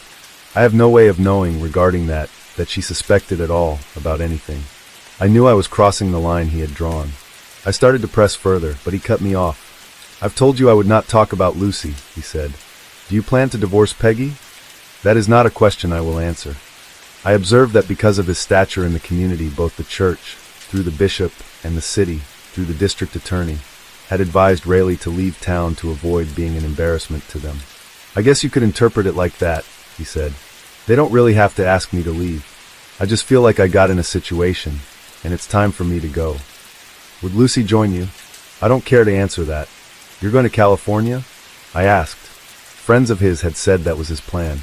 No, not necessarily. I'm looking for a place to work, Larry. More than once, Rayleigh asked me for information about my business, which was unsettling to me because I already felt a greater sense of identification with him than I cared to feel. Several times he had even urged me to push harder, to do a better job, the job he might have done on me if our roles had been reversed. We were the same age. In many ways the difference between writing and preaching was not so great, nor really was the difference between belief and disbelief. It was the intensity of the struggle that mattered. The lesson I had drawn from Walker Raleig's life so far was that good and evil are not so far apart either. They were both inside Walker Raleigh, warring for control, as they were in me as well. Whether or not Raleigh was guilty, he had caused me to look in myself and see the lurking dangers of my own personality. "I'm surprised you haven't asked about my suicide attempt," he said, once again presuming on my role. He talked about it and began to cry. I found myself curiously removed. I began to tabulate the times he had cried so far. He had cried when he talked about the death of Bishop Goodrich. What I was aware of, here is the point that he cried, was the death of tradition. He came close to crying when he spoke about having to leave this office we were in, which was dear to him. He had cried when I asked him about his recent return to First Church for a memorial service for his babysitter, Janet Marshall, who had suddenly died of lupus in September. When I walked back into the sanctuary, he had said, "The first thing I saw was the pulpit, and I just kind of stood in the back, really, and at that point kind of lost consciousness of what was going on around me." Later in the day, when we were at lunch, he would cry when he remembered his neglected childhood. I didn't question the genuineness of those responses. These were real losses of his tradition, his comfortable home, his profession, his childhood, and nearly his very life. But they seemed what? Was it fair of me to compare his losses against Peggy's? Against his children's? Why didn't he cry for them? What interested me about his suicide attempt was the note he left behind, in which he had spoken of demons. In First Church there had been much speculation about what Raleigh's demons might have been. Perhaps sex, certainly ambition. This is the usual Methodist metaphorical construction of biblical language. I asked Raleigh what demons meant to him. "Demons," he said, that's just not a word I use a lot. I've talked to you about depression, that's a demon. I've talked to you about a low self-esteem, that's a demon. I've talked to you about a great fear over the uncertainty of the future, that's a demon. And there may be a lot more demons, but my point is that several things I've struggled with would fall under the category of demons. And yet your very fifth sermon was on seeing Satan fall. I reminded him, "I wonder what your opinion of Satan is. Is he a figurative creature or a real force?" Well, first of all, I preached on seeing Satan fall because that was taken directly out of the text of the scripture. It was a sermon on the church. I do not see Satan as some incarnated presence in life, who's over against God, and therefore the two are in a battle, and we're kind of little pawns in the game. That makes me less responsible for my own actions. I think there is evil in the world, and I think there is goodness in the world, and I think that both the inclinations of good, which would be godliness, and the inclination to evil, which would be satanic, are inside of us. But you don't think that at any point in your life you were controlled by forces that you couldn't? No, I don't, he said abruptly. I think that's a theological and a psychological cop-out. Raleigh turned the conversation back to the church, back to the moment when he had stood in the rear of the sanctuary at Janet Marshall's service. Several years before, when Janet's illness flared up, she had summoned her pastor to her hospital room and demanded to know what he was going to preach when she died. She had him actually write out a sermon and read it to her. Her death became the first occasion that I was not able to do something in an ordained way that I would have done, Raleigh remarked. Instead, he had slipped into the church at the last moment, hoping no one would see him, but knowing that everyone expected him to be there. There were some people who, I can't be sure of this, but there were some people who went out of their way because they didn't know what to say. But there were a whole lot more people who did. They just squeezed, hugged, kissed, slapped me on the back. They could feel my pain, he said, crying again. I wasn't able to conceal it. I wasn't trying to.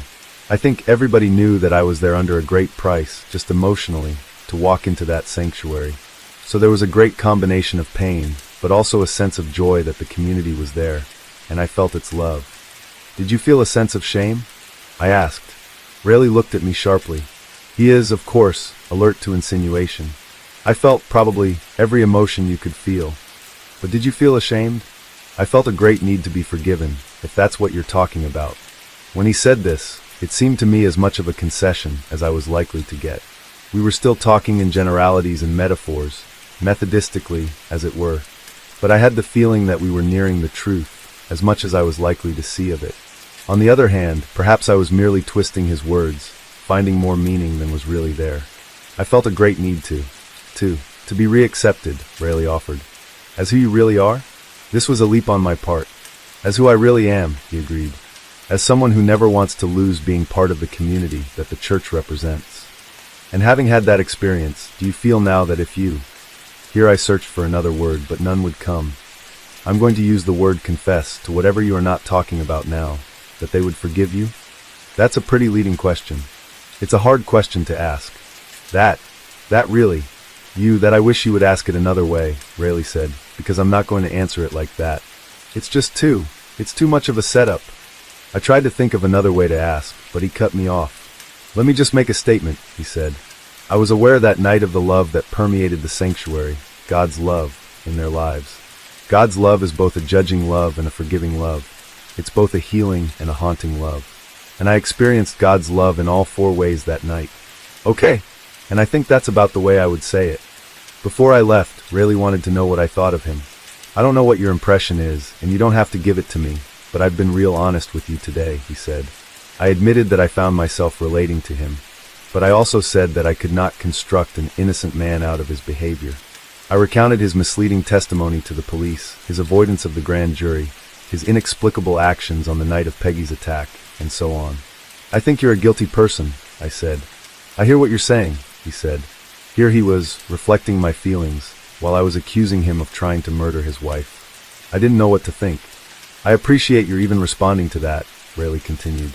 I'm aware that nobody can sit down with all the facts that are supposedly known, and just make it all fit. That's a frustration that everyone has felt, including me. Confess, I urged him. It will haunt you forever. It will drive you crazy. I don't know if that's a word of advice, a backhanded comfort, or what, Rayleigh said. I am not guilty. I didn't do it. I don't feel tormented by the guilt of what I didn't do. It would be the next day before I understood some of what disturbed me about my conversation with Walker Rayleigh. There was, of course, the possibility of his innocence. If he was guilty of no more than infidelity, then what an awful fate for him to bear. How cruel of me to disbelieve him. But if he strangled Peggy and was going free, then what kind of person was he? I still didn't know. I had been struck, in a literary way, by the metaphorical parallels between Peggy's condition and that of her children, who were in a custody limbo, and that of the congregation, which was still stunned and bewildered, and that of the crime, which continued to be unsolved, and that of Walker, who was, as I pointed out to him, suspended between one life and another. Yes, yes, he said with an eager intensity that surprised me. Somebody asked me 3 or 4 months ago, how have you been? And I said I kind of feel like I'm in an emotional coma, in that I'm breathing, existing, and living, but at that point, this is while I was still in the hospital, like anybody in a coma, like Peggy and others, I hear people around me talking and making decisions that affect my life, and at this point I don't seem to have any control over those decisions. So I'm kind of in a fixed state. I guess you could say the same thing now.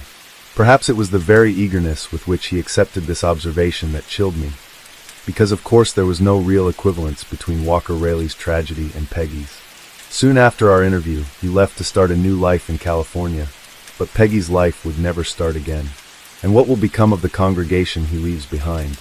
It is in many respects his congregation, much of it comprising people like me, who had felt let down by the churches of their youth, and who had been drawn back to faith by Rayleigh's radiant ministry. They shared a common belief in the goodness of Walker Rayleigh. Now they were having to consider whether what they had taken as good was actually evil, or worse, far worse, that they would never really know the truth, and for the rest of their lives they would be bewildered. The truth would never be known, charges would never be filed, Peggy would neither die nor live again, and Walker Rayleigh would never be revealed as either hero or villain, but instead would haunt them forever, asking, "Who am I?"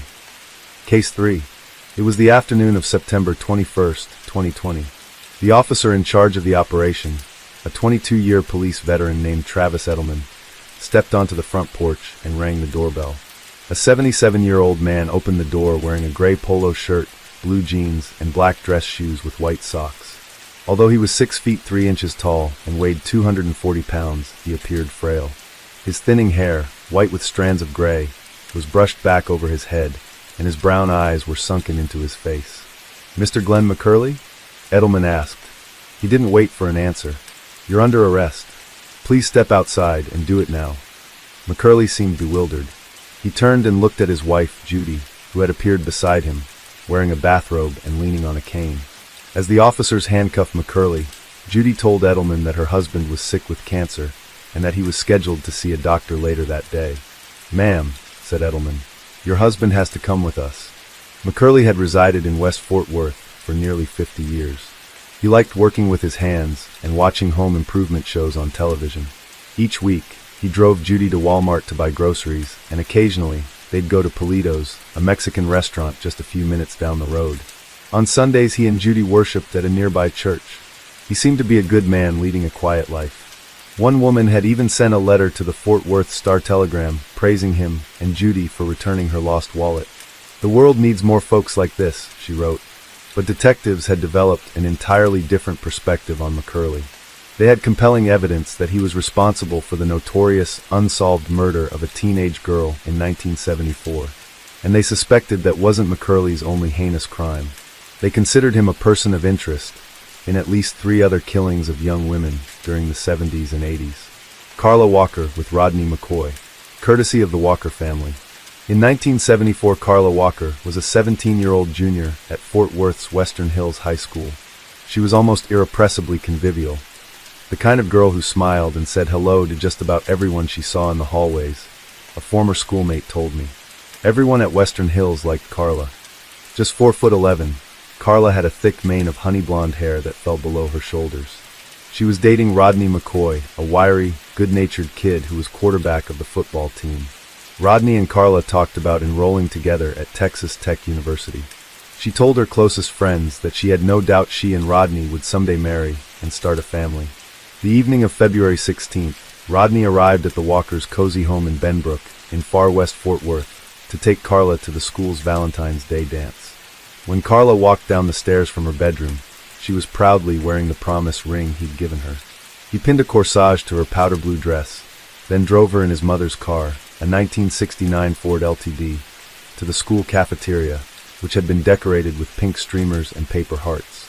The evening's theme was love as a kaleidoscope, and throughout the night students danced to a live band called Hydra. When the event ended, around 11:30, Rodney invited another couple to cruise Camp Bowie Boulevard and the Benbrook traffic circle with him and Carla. They stopped at a couple of teen hangouts, Mr. Quick Hamburgers and Taco Bell. Later, after dropping off the others, Rodney and Carla drove to a nearby bowling alley, Brunswick Ridgely Bowl, so that she could use the bathroom. When she climbed back into the car, they started kissing. Carla leaned back against the passenger door, using her purse as a pillow. Then the passenger door flew open. Rodney would later say that he caught a glimpse of a tall man with short brown hair. The assailant was wearing a vest. He began bludgeoning Rodney over the head with the butt of a pistol. At some point, the gun's magazine clip dislodged and fell to the parking lot. The man grabbed Carla. Rodney, barely conscious, heard him say, "You're coming with me, aren't you, sweetie?" "Rodney, go get my dad," Carla said. "Go get my dad." Rodney came to in the driver's seat sometime around 1 a.m. He sped to the Walkers' home, which was less than a mile away. He drove up over the curb onto the front lawn and slammed on the brakes. Carla's parents, Leighton and Doris, were still awake, playing dominoes in the dining room with relatives. Carla's little brother Jim, who was 12 years old, and her elder sister, Cindy, who was 18, were in the living room watching television. They heard someone banging at the front door and were stunned to see Rodney, blood dripping down his face. He was frantic. "Mr. Walker, they've got her," he shouted. "They're gonna hurt her bad." Leighton, a retired Air Force lieutenant colonel, grabbed his pistol and raced to the bowling alley. Doris dialed the operator on the family's rotary phone and asked to be connected to the police. Officers soon arrived at the scene. Searching the parking lot, they found Carla's purse along with the magazine clip that had been ejected from the assailant's weapon. Other cops drove the surrounding streets in squad cars, scanning for any sign of Carla. After the sun rose, more joined the hunt. Peering through binoculars, a few circled the city in helicopters. When classes resumed on Monday morning, detectives visited Western Hills High. They studied contact sheets of photos taken at the dance, looking for anyone who seemed out of place. They stopped kids in the hallways, asking if they knew anyone who would want to hurt Carla. In the early 70s, Fort Worth's population was roughly 400,000, less than half its size today. Local boosters promoted the city as a safe, family-oriented haven. "In our neighborhood, people didn't even lock their doors," Carla's sister, Cindy, told me. "I know this sounds strange, but we were so naive about crime back then that we simply couldn't imagine that Carla was dead." We figured that someone was going to drive by the house and drop Carla off, and we'd all move on from there. But on February 20th, 4 days after Carla's disappearance, 2 of the officers assigned to look for her were driving along a remote two-lane road near Benbrook Lake, about 5 miles southwest of the bowling alley. They spotted a culvert, a concrete tunnel built to let water flow beneath the road, and pulled over to peer inside. They saw a young woman lying on her back, her face and neck covered with scratches and deep bruises. It was Carla. Her blue dress was bloody and ripped in several places. Her bra was pushed up above her breasts, and her underwear and pantyhose were wadded up together at the entrance to the culvert. She had been strangled. Because there were no ligature marks around her neck, investigators believed that the killer had choked her using his hands. Carla's parents were asked to come to the hospital morgue to identify her. Jim went with them. Someone took Mom and Dad down the hall to look at her, and my mom started to scream, he told me. I had never heard anyone make a sound like that. It was like an animal sound that will stay with me for as long as I live. Police searching the culvert where Carla's body was found in 1974. Fort Worth Star-Telegram / the University of Texas at Arlington Special Collections. News of Carla's murder covered almost the entire front page of the Star-Telegram. Her funeral, which was held at the Western Hills Church of Christ, was attended by more than 1,250 mourners, far more than the small sanctuary could hold. As they walked past Carla's open casket, her friends were overcome with grief. They were also terrified. They stopped cruising up and down Camp Bowie Boulevard after school, and some would no longer leave their houses at night. Kathy O'Neill, the editor of the high school yearbook that year, babysat in the neighborhood. She had to call her parents the moment she arrived, to let them know she was safe. Others signed up for self-defense classes that were arranged by the Western Hills High PDA and taught by 2 men who held black belts in jiu-jitsu. Fort Worth officials formed a task force of detectives from area police departments, but the group didn't have much to investigate. No fingerprints had been identified on Carla's body or clothing. The blood on her dress had come from Rodney's head wounds. Traces of bodily fluid had been found, but the technology did not yet exist to identify a person from their DNA. In that era, there were no surveillance cameras in parking lots, no license plate readers on the sides of highways. We didn't even have computers in our police departments, Jim Minter, one of the task force detectives, told me. The group did set up a 24-hour telephone tip line. At the downtown police headquarters, officers sat behind metal desks, sipping lukewarm coffee, and listening to citizens pass on the names of men they believed had killed Carla. The detectives were told by various callers that Carla had been murdered by a pair of marijuana dealers, by a carnival worker at the Fort Worth Stock Show and Rodeo, and by a quiet young man who often bowled alone at the alley where Carla had been kidnapped. They heard stories about a boy who had supposedly gotten into an argument with Rodney at Mr. Quick Hamburger's the night before the dance. They also got a call from a man who wouldn't give his name. He claimed he knew the murderer, who he said hadn't meant to kill Carla and had only wanted to F her. The detectives also hired a hypnotist to try to draw more details out of Rodney, who suffered a head injury during the incident. But the most significant memory he managed to recall was that Carla's kidnapper had been wearing a brown or tan cowboy hat. When the hypnotist snapped his fingers and Rodney awoke, the boy burst into tears. A scared kid, all torn up inside, tormented that he didn't do enough to save his girlfriend, Minter recalled. During one meeting, the task force detectives did discuss another unsolved murder that had taken place on February 7, 1973, almost exactly a year before Carla's. That night, a young woman named Becky Martin didn't return home after attending a night class at Tarrant County Junior College's South Campus. Her body was found almost 7 weeks later. It was so decomposed that there was no way to determine the cause of death. The medical examiner said Martin could have been stabbed or strangled, or even shot through the stomach. But what most intrigued the detectives about Martin's murder was where her body had been found, in a culvert just outside the city limits. 2 dead girls in 2 culverts, a year apart. It just seemed too coincidental, said Minter. Although they said nothing publicly, the investigators began looking for a serial killer. By March, a month after Carla's killing, all the task force had to go on was one small lead. The detectives learned that the magazine clip found in the bowling alley parking lot belonged to a newer model .22 Ruger handgun. They asked the federal government's Bureau of Alcohol, Tobacco, and Firearms to provide them the names of anyone living in Fort Worth who had purchased that model. The ATF came up with a list of a couple dozen people, and the task force set out to interview each of them. One man on the list was a 31-year-old truck driver named Glenn McCurley. He was raised in West Texas, the eldest of 3 boys. His father, Glenn McCurley Sr., served with the Army in World War II and later became an insurance adjuster. According to one person who knew the family, Glenn Sr. was proud of his 2 younger sons, who were athletes and good students, but thought McCurley was undisciplined and a troublemaker. When McCurley was a teenager, his parents sent him to the Westview Boys' Home in southwestern Oklahoma.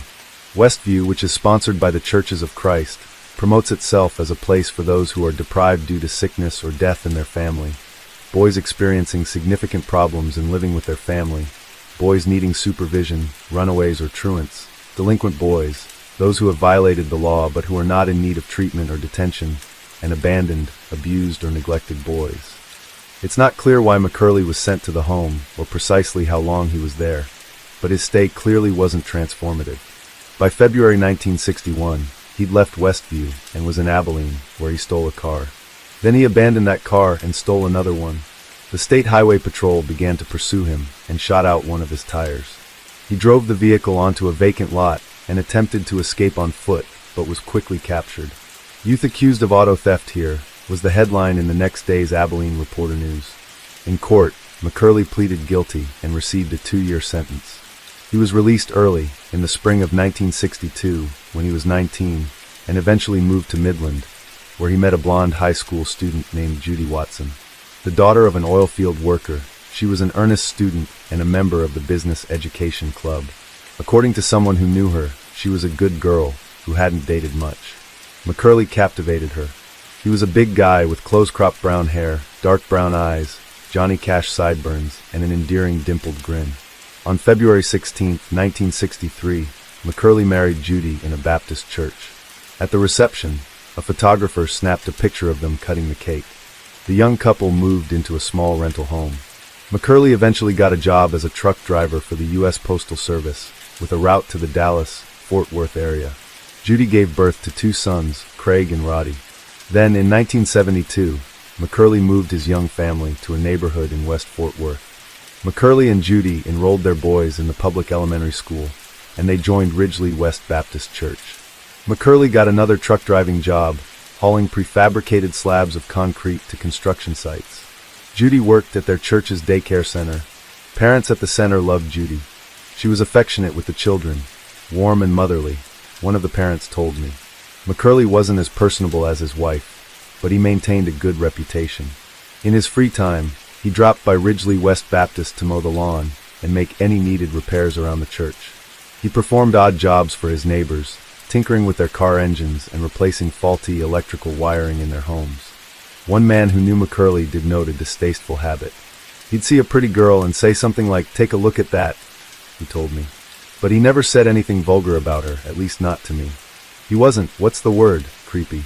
In early March 1974, 2 detectives arrived at McCurley's home to interview him about his Ruger .22 pistol. When the officers asked about the gun, McCurley said it had been stolen 6 weeks earlier from his pickup truck while he was fishing. He then agreed to come downtown and take a polygraph test, which he passed. The task force promptly eliminated him as a potential suspect. "As much as it pains me to say this, we didn't think about McCurley again," Minter told me. An aerial view of Glenn McCurley's neighborhood in 2022. Photographed by Trevor Paulhus. By late spring 1974, investigators still had little to show for their work. The task force didn't officially disband, but many of the detectives were ordered by their supervisors to return to their other cases. Meanwhile, at Western Hills High, students raised money to pay for a memorial to Carla, a tile plaque of a cougar, the school's mascot, which administrators installed on the floor of the front hallway. Black ropes hanging from metal stanchions surrounded the plaque so that no one could walk on it. "We wanted to make sure Carla was never forgotten," Kenny Carnes-Myers, Carla's close friend since childhood, told me. "Our hope was to create a place where everyone could come and remember just what kind of special person Carla was." In the spring of 1975, those classmates graduated. By fall 1976, when Carla's little brother Jim arrived at Western Hills High for his freshman year, Carla's name wasn't mentioned in the hallways like it once was. Students chatted happily to one another as they walked past her memorial. Jim tried to avoid the plaque. A personable kid with thick brown hair that fell over his ears. He wanted to move on with his life. Still, there were times he would come across Carla's memorial and feel overwhelmed. Our family had been destroyed by Carla's murder, Jim told me. Every morning, my mom would slip back to her bathroom, stand in the shower without the water running and weep. I never saw my dad cry. He was a military man, you know. But for the first few years after Carla's murder, I didn't see him smile either. During those years, strangers would occasionally call the Walkers' house, many of them anonymously, claiming they had information about Carla's killer. Leighton talked to all of them.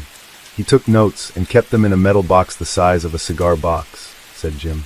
He wrote down names and addresses of potential suspects, and he drew circles on maps where he had been told the killer lived. He was not going to rest, he told me, until he knew Carla's killer was behind bars. When Jim turned 16 and got his driver's license, he began spending his free time helping his dad hunt for the killer. Sometimes, on the anniversary of Carla's death, he would prowl the parking lot of the Brunswick Ridgely Bowl, looking for anyone suspicious. Jim took boxing lessons at the Panther Boys Club, joined the high school's wrestling and football teams, and went on long runs through his neighborhood. I wanted to be ready in case I ever came across the killer, Jim said. My plan was to overpower him and take him someplace far away, maybe somewhere out in West Texas, where no one could hear him scream. Jim would occasionally jog down Vickery Boulevard, past a street called Mark's Place. On that street, in a small, tan, one-story house, lived Glenn McCurley and his family. Jim had no idea who the McCurleys were. He'd never even met the family's eldest son, Craig, who was 2 years behind him at Western Hills High. Who knows? Jim said. Maybe our families stood in the same line at the grocery store, or we pulled up to the same traffic light on Camp Bowie Boulevard, or we sat next to one another at Polito's. Every year, we had a big family garage sale, which brought out a lot of people in the neighborhood. I've always thought Glenn McCurley might have stopped at one of our garage sales. If the two had met, it's doubtful McCurley would have triggered any alarms. When he wasn't on the road for his job, McCurley built and sold picnic tables, barbecue pits, and firewood stands. He and Judy seemed to enjoy a healthy marriage. A man who was friends with Craig told me that Craig's dad never said or did anything that I thought was in any way inappropriate. To me, Mr. McCurley was just another dad in the neighborhood. A photo of Carla Walker and family, photographed by Trevor Paulhus. On February 19, 1977, almost precisely 3 years after Carla's body was found, someone came across the body of 25-year-old June Ward, a vocational nurse, lying next to a curb in South Fort Worth. Ward was naked except for a bra strap wrapped around her neck. She had been strangled and beaten over the head with what one reporter described as a sharp, heavy object. Detectives who had worked on the Carla Walker task force couldn't help but notice the similarities between the two crimes. And then on July 9, 1980, the body of a 19-year-old woman named Denise Hoff, described in the newspapers as an unemployed drifter, was found a few feet from a creek bridge in southeast Fort Worth. She too had been strangled. 2.5 years later, in February 1983, the body of Christy Tower, a waitress at the famous Billy Bob's Texas nightclub in the Stockyards, was discovered in a field north of the city. Her hands were bound with electrical wire, and another wire was twisted around her neck. Like the other killings, the Tower case remained a mystery, though a few days after her murder, detectives received a curious bit of news. They learned that Tower's purse had been found in a dumpster behind Cheers, a bar on Camp Bowie Boulevard. Cheers was only half a mile from the Brunswick Ridgely Bowl parking lot, the place where Carla had been kidnapped in February 1974.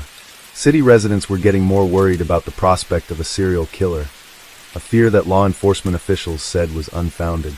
But such concerns grew when Catherine Davis, a 23-year-old aspiring model, went missing on September 9, 1984. Davis was found in a field in far south Fort Worth. About a month later, on October 19, Marilyn Hartman, a 29-year-old middle school teacher, was found gagged and strangled in her Fort Worth bedroom. A mere 3 days after that, Cindy Heller, a 23-year-old Texas Christian University graduate and former beauty pageant contestant, was last seen near Hullen Mall. She was later found strangled in a creek on the TCU campus. The tragedies kept piling up. On November 26th, Katherine Jackson, another local middle school teacher, was found naked in her bathtub with the water still running. She had been strangled with a cord. 2 weeks after Jackson's killing, Angela Ewart, a 21-year-old part-time model and programmer for an FM rock station, left her fiancé's house in southwest Fort Worth. The following day, her car was found abandoned by a highway in a southern part of the city, and her decomposed remains were eventually discovered in a field north of Fort Worth. And on the evening of December 22nd, just days before Christmas, 21-year-old Regina Grover was seen with her boyfriend walking out of the Keg, a restaurant on Camp Bowie. She was found the next day, strangled and drowned in a creek under a bridge in North Fort Worth. Her boyfriend, who was found in his bed at his apartment, had been bludgeoned to death. Fort Worth women, especially those living in the southwestern part of the city, were panicking. An editorialist in the Star-Telegram fanned more fear by declaring that the recent spate of murders was most likely being carried out by one or more extremely sick persons, consumed by a passion for killing, particularly for killing attractive young women. Local media reported on skyrocketing gun and mace sales. When the police department offered a free seminar on self-defense, more than 3,000 attended, most of them women. The police department formed another task force. "We're going to break this thing," Police Chief H.F. Hopkins promised. Detectives questioned every suspect, from ex-cons with long rap sheets to a freelance photographer. The investigation, though, was fruitless. The only welcome news was a lull in murders. The killer, if it was one killer, seemed to have retreated. Until February 24, 1986, when a passerby came across a woman's unclothed body, partially wrapped in a blanket, lying on a hillside near a park in central Fort Worth. She had been strangled, but the police couldn't identify her through the usual means, fingerprints or dental records. Nor did they receive any reports about a missing woman that might have provided a clue. Another year passed, and then another. And this time, it really did appear as if the killer had retreated for good. Short of someone showing up at the police department to confess, the detectives were unable to imagine solving any of the Fort Worth killings. But Carla Walker's little brother Jim had not given up. After graduating from Western Hills High, Jim had attended Sam Houston State University, where he read books on serial killers and took courses in abnormal psychology, so that he could better understand what he described as the criminal mind. After he graduated from college, he moved back to Fort Worth and applied to become an officer with the city's police department. "My plan was to get promoted to detective, get my hands on Carla's files, and find her killer," he told me. During a training session at the academy's firing range, however, Jim noticed something wrong with his eyesight. A doctor later diagnosed him with a congenital eye condition. Forced to drop out of the academy, he went to work in security at a local office of defense contractor General Dynamics. But he continued hunting for Carla's killer. After his father died, in 1987, of a heart attack, Jim dug through the notes in Layton's metal box looking for new leads to pursue. After his mother died of Alzheimer's, in 2015, Jim purchased his parents' home and moved into it with his wife. "I wanted to be there in case somebody ever got a conscience at 3 in the morning and showed up to confess," he said. Jim also regularly called the Fort Worth Police Department's cold case unit to ask about developments in Carla's murder investigation. He always got the same answer: "Sorry, nothing new has emerged. We'll let you know when we get a break." When Jim called the unit in January 2018, he was 56 years old and working as a vocational rehabilitation counselor for the state of Texas. His eyesight had steadily deteriorated to the point that he needed a guide dog to help him get around. Jim left a voicemail. A detective named Leah Wagner returned the call. Wagner had joined the department in 2000, first working in patrol before being named detective in 2013. She eventually was promoted to the homicide division and focused on active cases. But in 2018, she moved to the cold case unit. Some cops have no patience for cold cases. They can't imagine spending their days hunkered down at a desk, poring over barely legible incident reports from years ago, searching for physical evidence that almost certainly no longer exists, and looking for witnesses who have moved away, forgotten what they saw, or died. Wagner, however, was intrigued by the work. "Your chances of success are never high, but I love that aha moment when you put the pieces of a puzzle together," she told me. "There's a thrill in figuring out something that up to that point nobody else has been able to solve." Wagner was, at that time, the sole staffer in the cold case unit. When Jim got her on the phone, she admitted to knowing nothing about Carla's case. Jim filled her in and added, "If the person who killed her is still alive, he's got to be getting on in years. Please, we're running out of daylight." Wagner's office, a small, windowless cubicle, adjoined a storage room filled with nearly 1,000 files documenting unsolved murders dating back to 1959. After speaking to Jim, Wagner went looking for Carla's files. They were on a bottom shelf, stuffed into 2 large brown banker's boxes. She started reading, but she didn't get far. Her supervisors sent her to take over the active cases of a detective who had fallen seriously ill. It wasn't until January 2019, a year after she'd first talked to Jim, that she returned to her cold case job. By then, more files had stacked up on her desk. She asked her supervisors for some help. They had the perfect solution. They sent her a reserve officer named Jeff Bennett. Reserve officers perform various duties for police departments, typically on a volunteer basis. Bennett, a trim, middle-aged man who works in the commercial construction business, had been helping the department since 1997, working mostly nights in the patrol division responding to 911 calls. "I liked my day job, but law enforcement was my passion," he told me. "I felt like it was my chance to make a contribution." Bennett had let his superiors know he was interested in doing detective work. His timing couldn't have been better. He was sent to the cold case unit, where Wagner showed him the Carla Walker boxes. Bennett carried them to his home office and immediately began reading. There were original police reports, an autopsy report, and summations of interviews that detectives had conducted with friends and acquaintances of Carla. He worked obsessively, sometimes through the night, and eventually came up with an exhaustive list of roughly 80 people of interest he thought would be worth re-interviewing.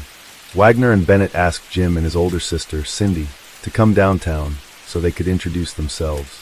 Jim brought along his guide dog, a black Labrador retriever named Cassie, who lay quietly on the floor as he sat down to talk with the officers. The detectives asked Jim and Cindy if they had any hunches about who might have killed Carla. "We have no idea," Jim replied. Cindy told the investigators she now had 4 grandchildren. "And I'm still scared of letting them out of my sight," she confided, wiping tears from her eyes. "All we want to know is who did it and why." The detectives began the laborious process of tracking down everyone on Bennett's list. Among those they re-interviewed was Carla's then-boyfriend, Rodney McCoy, who had moved to Alaska as soon as he graduated from high school to work on an oil rig, telling his family that he needed to get as far away from Fort Worth as possible. He eventually returned to Texas and was living near Austin when Wagner and Bennett reached him. To try to locate new witnesses, investigators posted a message on the police department's Facebook page. They got a couple dozen responses, including one from a woman who claimed that her ex-husband had grown up in the same neighborhood as Carla and had kept a stash of newspaper articles about her murder, which he occasionally reread. A likely sign, said the ex-wife, that he was responsible. No doubt to the ex-wife's disappointment, the ex-husband was able to prove he'd been out of town the weekend Carla was murdered. What the detectives needed was physical evidence, and the best physical evidence they could hope to find, of course, was the killer's DNA. Since Carla's death, the technology of DNA identification had not only been developed, but had progressed beyond anyone's expectations. There were now even laboratories that specialized in genealogical mapping, in which technicians use freely accessible databases to link DNA from an unknown person to the DNA of that person's relatives. Fortunately for Wagner and Bennett, Carla's dress and other clothing she'd worn the night of her murder had been carefully packed away in paper bags in the police department's evidence lab, which meant there was a chance that technicians could still turn up a usable sample of DNA. After all these years, however, there was no way of knowing whether the DNA had degraded, which would prevent the technicians from compiling a full genetic profile of Carla's killer. What's more, conducting DNA tests on Carla's clothes could cost the Fort Worth Police Department as much as $20,000, money that was more likely to go toward active cases. Wagner and Bennett were determined to find at least one good lead, but they knew the odds were against them. Then their investigation took an unpredictable turn. Vincent Strange was a 40-year-old Fort Worth aerospace technician and true crime buff. He had a neatly trimmed beard and tattoos covering both arms, and he often wore black t-shirts featuring various punk bands. Strange, by the way, is a pseudonym. He prefers to keep his real name private. One day in 2017, he told his wife, Erica, that he planned to create a podcast about unsolved murders in Texas. He said his first story was going to be about Carla Walker, whose murder he had read about while poking around the internet. Strange set up some inexpensive recording equipment in a bedroom in his home and began interviewing Jim and Cindy and a couple of Carla's friends. He and Erica wrote the script, and Jim voiced it himself, sounding a little like the horror movie actor Vincent Price, only with a Texas accent. The show, called Gone Cold Podcast, Texas True Crime, had a small audience at first, but one person who did listen to it was Diane Kuykendall, a retired mail clerk for the U.S. Postal Service in Fort Worth. I had gone to high school with Carla, she told me. We didn't know each other at all, but she had always smiled at me in the hallway. She made me feel good, the popular girl talking to someone like me. Listening to the podcast, I thought, I wish there was some way I could pay her back. Kuykendall decided to fly to Nashville to attend CrimeCon, an annual 3-day true crime convention that most recently attracted some 5,000 fans, the majority of them women, who flocked to see celebrity authors, podcasters, and broadcasters. She brought along 80 copies of a pamphlet she'd written about Carla's case, which was based mostly on Strange's podcast. She paced the hallways of the Gaylord Opryland Resort and Convention Center, passing out the pamphlets to the likes of Dateline's Keith Morrison, Fox News' Nancy Grace, and Paul Holes, a retired homicide investigator who'd helped solve the Golden State Killer case, and who hosted a true crime show on NBC's Oxygen Network. I'm sure everyone thought I was one of those crazy true crime ladies, Kuykendall told me. Holes was intrigued by Carla's case, and in April 2019, his producers called Wagner and Bennett. Oxygen was willing to pay $18,000 to cover the cost of DNA testing on Carla's clothes. The detectives were thrilled. At a lab in California, technicians found some intact, untainted bodily fluid, not on Carla's dress, but on a barely visible stain on the strap of her bra. From that fluid, they were able to develop a full DNA profile, which they uploaded to CODIS, a nationwide law enforcement database that contains the DNA of millions of criminal offenders. CODIS, however, couldn't find a match. Holes and his producers contacted a Texas lab that also does genealogical mapping, but technicians there had no luck either. Holes devoted an episode of his television show to the failed hunt for Carla's killer, and that seemed to be that. But after the episode aired, Holes introduced Wagner and Bennett to David Middleman, CEO of Othram, a forensic DNA testing lab located in the Woodlands, just outside Houston. Middleman had spoken to Holes about Carla's case, and he was optimistic that his particular DNA identification method, a sophisticated technology that used genome sequencing, could find a match. Because so much of the DNA from Carla's bra strap had been used by the other laboratories in their tests, there was barely enough left to conduct a final analysis. The safe play for Wagner and Bennett would have been to store the DNA and wait for newer technology to emerge. But the detectives rolled the dice. They had their last sample from the bra strap shipped to Othram. The morning of July 4th, 2020, Middleman called Bennett. We've connected the DNA to a particular family tree, he said. The last name is McCurley. Bennett began leafing through his binders and took a deep breath. He asked Middleman if anyone in that McCurley family tree was named Glenn Samuel McCurley. Yes, said Middleman, there's a Glenn Samuel McCurley Sr., but he died in 1972, 2 years before Carla's murder. Was there a Glenn McCurley Jr.? Bennett asked. Middleman said he'd check. He hung up and called Bennett back later that day. There was indeed a Glenn Samuel McCurley Jr., and he'd been living in Fort Worth at the time of the killing. Bennett took another breath. Glenn McCurley Jr. was the truck driver who had told the police back in 1974 that his Ruger .22 had been stolen. Wagner and Bennett did a background check on McCurley, but there was little to learn. As far as they could tell, other than his 1961 criminal conviction for stealing a car when he was 18, he'd had no encounters with police. Over the years, he had maintained a good reputation in his neighborhood. In 1988, the McCurleys' eldest son, Craig, who was just 24, was hit and killed by a drunk driver. Neighbors came by the house with dinners for McCurley and Judy. Glenn was devastated Craig was gone. A person who knew the family told me. McCurley was no longer driving trucks full-time by then. He took on handyman jobs and did part-time maintenance work at a fitness club. Although he wasn't educated, I thought, in his own way, he was sort of brilliant, said a woman who worked there. He could fix anything, dryers, equipment, treadmills. When I asked if she had ever noticed McCurley eyeing any of the younger females who worked out at the club, she replied, never. McCurley also popped up every now and then on Judy's Facebook page. She clearly adored him. She once posted a photo of her husband at their 1963 wedding reception in Midland. On one of his birthdays, Judy posted another photo of him as a young man.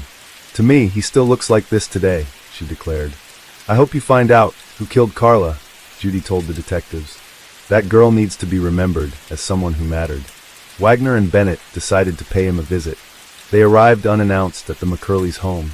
Judy and Glenn politely invited the detectives into the living room and chatted amiably. Wagner and Bennett were recording the conversation. McCurley talked about his old truck driving gigs.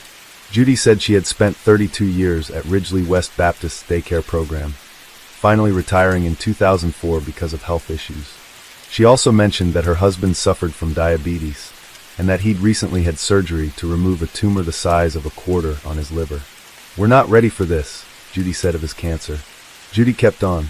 She told the detectives about Craig's death. We've had our ups and downs. She said that their younger son Roddy lived with his wife and children outside Fort Worth. Finally, McCurley asked the detectives, his voice raspy, "What do y'all want to talk about?" "We're going to take you way back," Wagner said. "Back in 1974, y'all were living here at the time, so you may have heard about it. There was a young lady kidnapped from a bowling alley."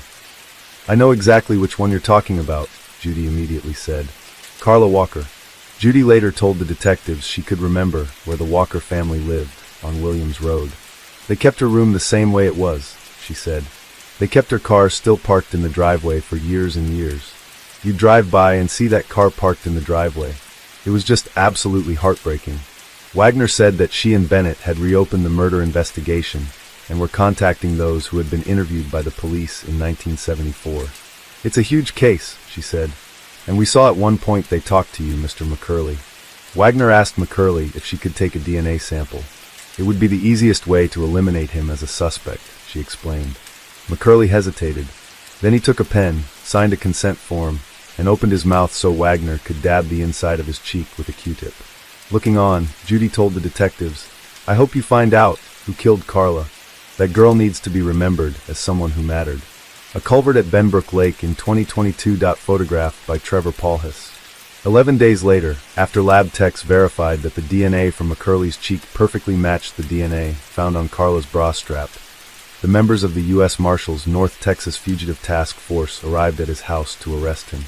He was driven downtown to the police department, where he waived his right to have a lawyer present during his interrogation. For several minutes, he sat alone in an interview room. Wagner and Bennett walked in. "Hi," said Wagner. "Do you remember us?" She placed a photo of Carla on the table. "We are here to discuss the murder of this young lady." McCurley looked briefly at the picture. "I don't know who she is," he said. Bennett pointed at the photo and said, "Mr. McCurley, can you look at that picture and just tell us for sure that you do not know who she is?"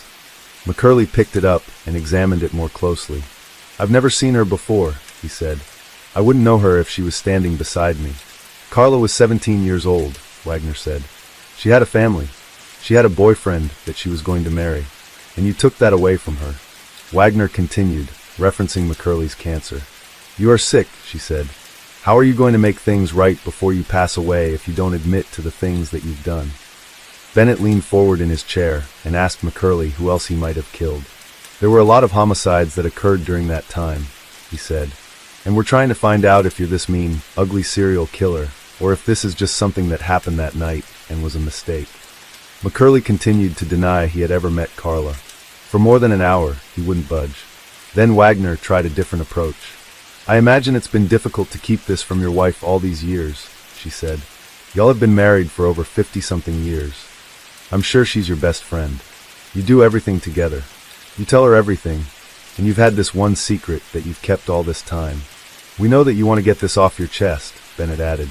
"It's been too long. It's been too many years. Her family deserves answers." McCurley finally began to crack. "Then I go to the electric chair," he said, his voice barely audible. "I get hung or whatever." He said that if he were sent away to prison, "I can't take care of my wife." Wagner assured him that his son Roddy would watch after Judy. "You know why?" she asked. "Because I think you raised him to be that kind of man." McCurley fixed his gaze on the floor. He barely moved. "Okay," he said, tears welling in his eyes. "I did do it, I guess." He told the detectives that on the afternoon of February 16, 1974, he'd drunk whiskey and beer for several hours. He said he began driving around and parked in some parking lots. At one point, he drove to the bowling ball place. It seemed as if McCurley were about to confess. Instead, he told the detectives he'd heard a girl screaming in a nearby car. I went over there to see if I could help. This big guy had her up and against the door, jerking her around. McCurley said he opened the front passenger door, got into a tussle with the boy, pushed him off Carla, led her back to his car, and then drove her to another parking lot. She started hugging me, thanking me, and one thing led to another, said McCurley. I did have sex with her. He claimed he then let her out of the car. I don't remember too much from there on. Doing her best to appear sympathetic to him, Wagner told McCurley that she and Bennett had learned Carla was a virgin.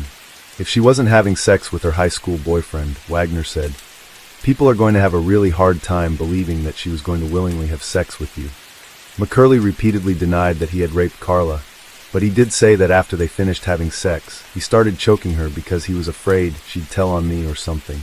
But he said Carla was still alive when he drove away. How do you know? Asked Wagner. Well, she was standing up by herself against the car, McCurley said. The more McCurley talked, the more confounding his claims became. For instance, he never mentioned Carla's body being stuffed into a culvert. He said he had left her next to a building near the Brunswick Ridgely Bowl, down toward the Mexican eating place down there at the red light. Bennett wondered if McCurley was mixing up the details of Carla's killing with a different murder. Is there another girl that you might have done this to as well? He asked. No, I only did one night, McCurley said. Are you sure? Pretty sure. Pretty sure, asked Bennett. How many times did this occur, Mr. McCurley? What killing people? He asked. Never. The next day, at a crowded news conference at the downtown Fort Worth Police Department, officials announced McCurley's arrest for Carla's murder. Wagner and Bennett were introduced, as was Jim Walker. Finally, after 46 years, 5 months, and 3 days, we have a name and a face, Walker said, exultant. After speaking to his court-appointed attorneys, McCurley pleaded not guilty. His attorneys argued in their court filings that the Othram Labs DNA test was flawed and that Wagner and Bennett had coerced McCurley into a false confession. The attorneys also portrayed McCurley as feeble and dying of cancer. This man poses no threat to anyone, one of the lawyers told me. As far as I can tell, he has led an utterly uneventful life. Prosecutors, however, persuaded a judge to set McCurley's bond at $500,000. To just look at him and say he's sick, or he is old, or he hasn't had a criminal history isn't the proper analysis in this case, said Kimberly DeVignon, an assistant district attorney with the Tarrant County District Attorney's Office. You have to go back and consider the heinousness of this crime and the impact it had on Fort Worth in 1974. In many ways, Fort Worth was never the same after Carla was killed. 9 months later, on June 16, 2021, at the first pretrial hearing open to the public, Judy and her son Roddy showed up. They stood in the hallway, visibly discomfited. Jim was also there with his wife, Beverly. He asked Beverly to lead him over to Roddy. I'm Carla Walker's little brother, Jim said. Roddy struggled to respond. I'm sorry, he eventually replied, breaking into sobs. Jim wasn't sure what to do. For years, he had been thinking of ways he would exact revenge on his sister's killer, and now here he was, face to face with the killer's son, and he didn't feel a bit of anger. It's not your fault, Jim reassured him. Roddy continued to cry, and Jim found himself wrapping his arms around him. You are not responsible for the sins of your dad, Jim said. Your dad devastated your family, just like he devastated mine. The courtroom doors opened. Wearing a green jail-issued jumpsuit, McCurley was pushed into the courtroom in a wheelchair. He turned to the gallery, glanced briefly at his wife, and blew her a kiss. Judy was distraught. McCurley had been her loyal husband, or so she had thought, for nearly 60 years. When the actual trial got underway, a few months later, Carla's boyfriend Rodney testified about the night she vanished. Retired homicide detective Jim Minner took the stand to talk about the original investigation into Carla's murder, and Wagner and Bennett testified about their own police work. Prosecutors DeVignon and Emily Dixon unfolded the powder blue dress Carla had been wearing the night she was abducted and presented it to the jury. They also played 3 hours of the videotaped interview that Wagner and Bennett had conducted with McCurley after his arrest. And then the prosecutors revealed a surprise piece of evidence, McCurley's .22 Ruger, which he claimed had been stolen. Police had discovered it during a search of his home, hidden away in a compartment above a door. The case, of course, was open and shut. On the third day of the trial, McCurley changed his plea to guilty, and the judge quickly sentenced him to life in prison. Jim and Cindy were allowed to make witness impact statements. Jim elected to stand directly in front of McCurley. You've done this to other families, Jim said, and you need to confess and bring closure to these other victims' families. McCurley kept his eyes fixed on the floor. McCurley at the Gibb Lewis unit in December 2021. Photographed by Trevor Paulhus. In the aftermath of the trial, there were still a lot of questions. Why would Glenn McCurley, a man with no violent criminal record, have committed such a sadistic murder? Was it an impulsive, drunken act? Or was McCurley a depraved serial killer who was also responsible for the murders of other young Fort Worth women? And if he was a serial killer, why did he suddenly stop in the mid-80s? Did he have a genuine change of heart? Was that even possible? Wagner and Bennett told reporters that they were investigating McCurley for possible connections to a handful of other slayings, including the February 1973 murder of Becky Martin, the junior college student who went missing almost exactly 1 year before Carla's abduction. Hoping to raise money to pay for DNA testing of yet more cold cases, Bennett formed a non-profit foundation called the FWPD Cold Case Support Group. Jim Walker himself joined the board, promising to donate to the foundation some of the profits from the sale of his family home, which he plans to put on the market in a couple of years. I don't need to be living here anymore, thinking about my mom crying in her bathroom, or my dad with his metal box, he told me recently. I don't need to be reminded of Carla's murder every time I walk down the hallway. It's time to let things go. When I asked after his wife and his son, McCurley said they hadn't written or visited. I guess they now believe I did all those things the police said I did. Judy, Roddy, and other members of McCurley's family declined my interview requests.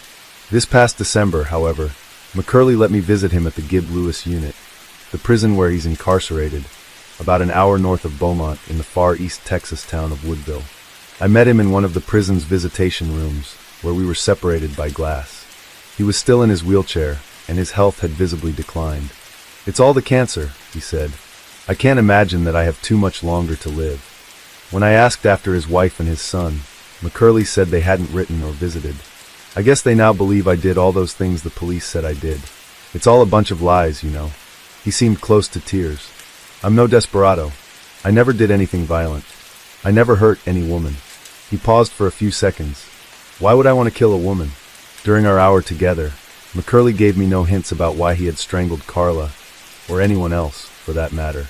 When I asked about his childhood, he said he'd gotten along fine with his parents, and that the only trouble he got into was a few fights at school. My parents didn't want me to make a career out of it, so they sent me to the boys' home, he said. He told me that when he met Judy, she was a blonde-headed gal, and she was from a nice family and was a nice girl, and I just fell in love with her. His sons, he said, were special boys. He paused again. I was lucky to have a nice family. When I asked him about the night Carla was murdered, he told me the same story he'd told Wagner and Bennett, except for one major change.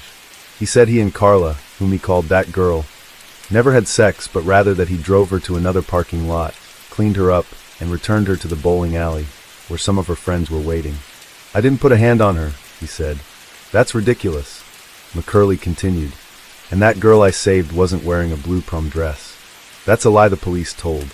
She had on some pedal pusher pants and a brown sweater and some kind of white-looking shoes. Like Bennett, I couldn't help but think that McCurley's memory was slipping and that he was recalling a separate crime. Are you sure that's what Carla was wearing? I asked. It was a long time ago.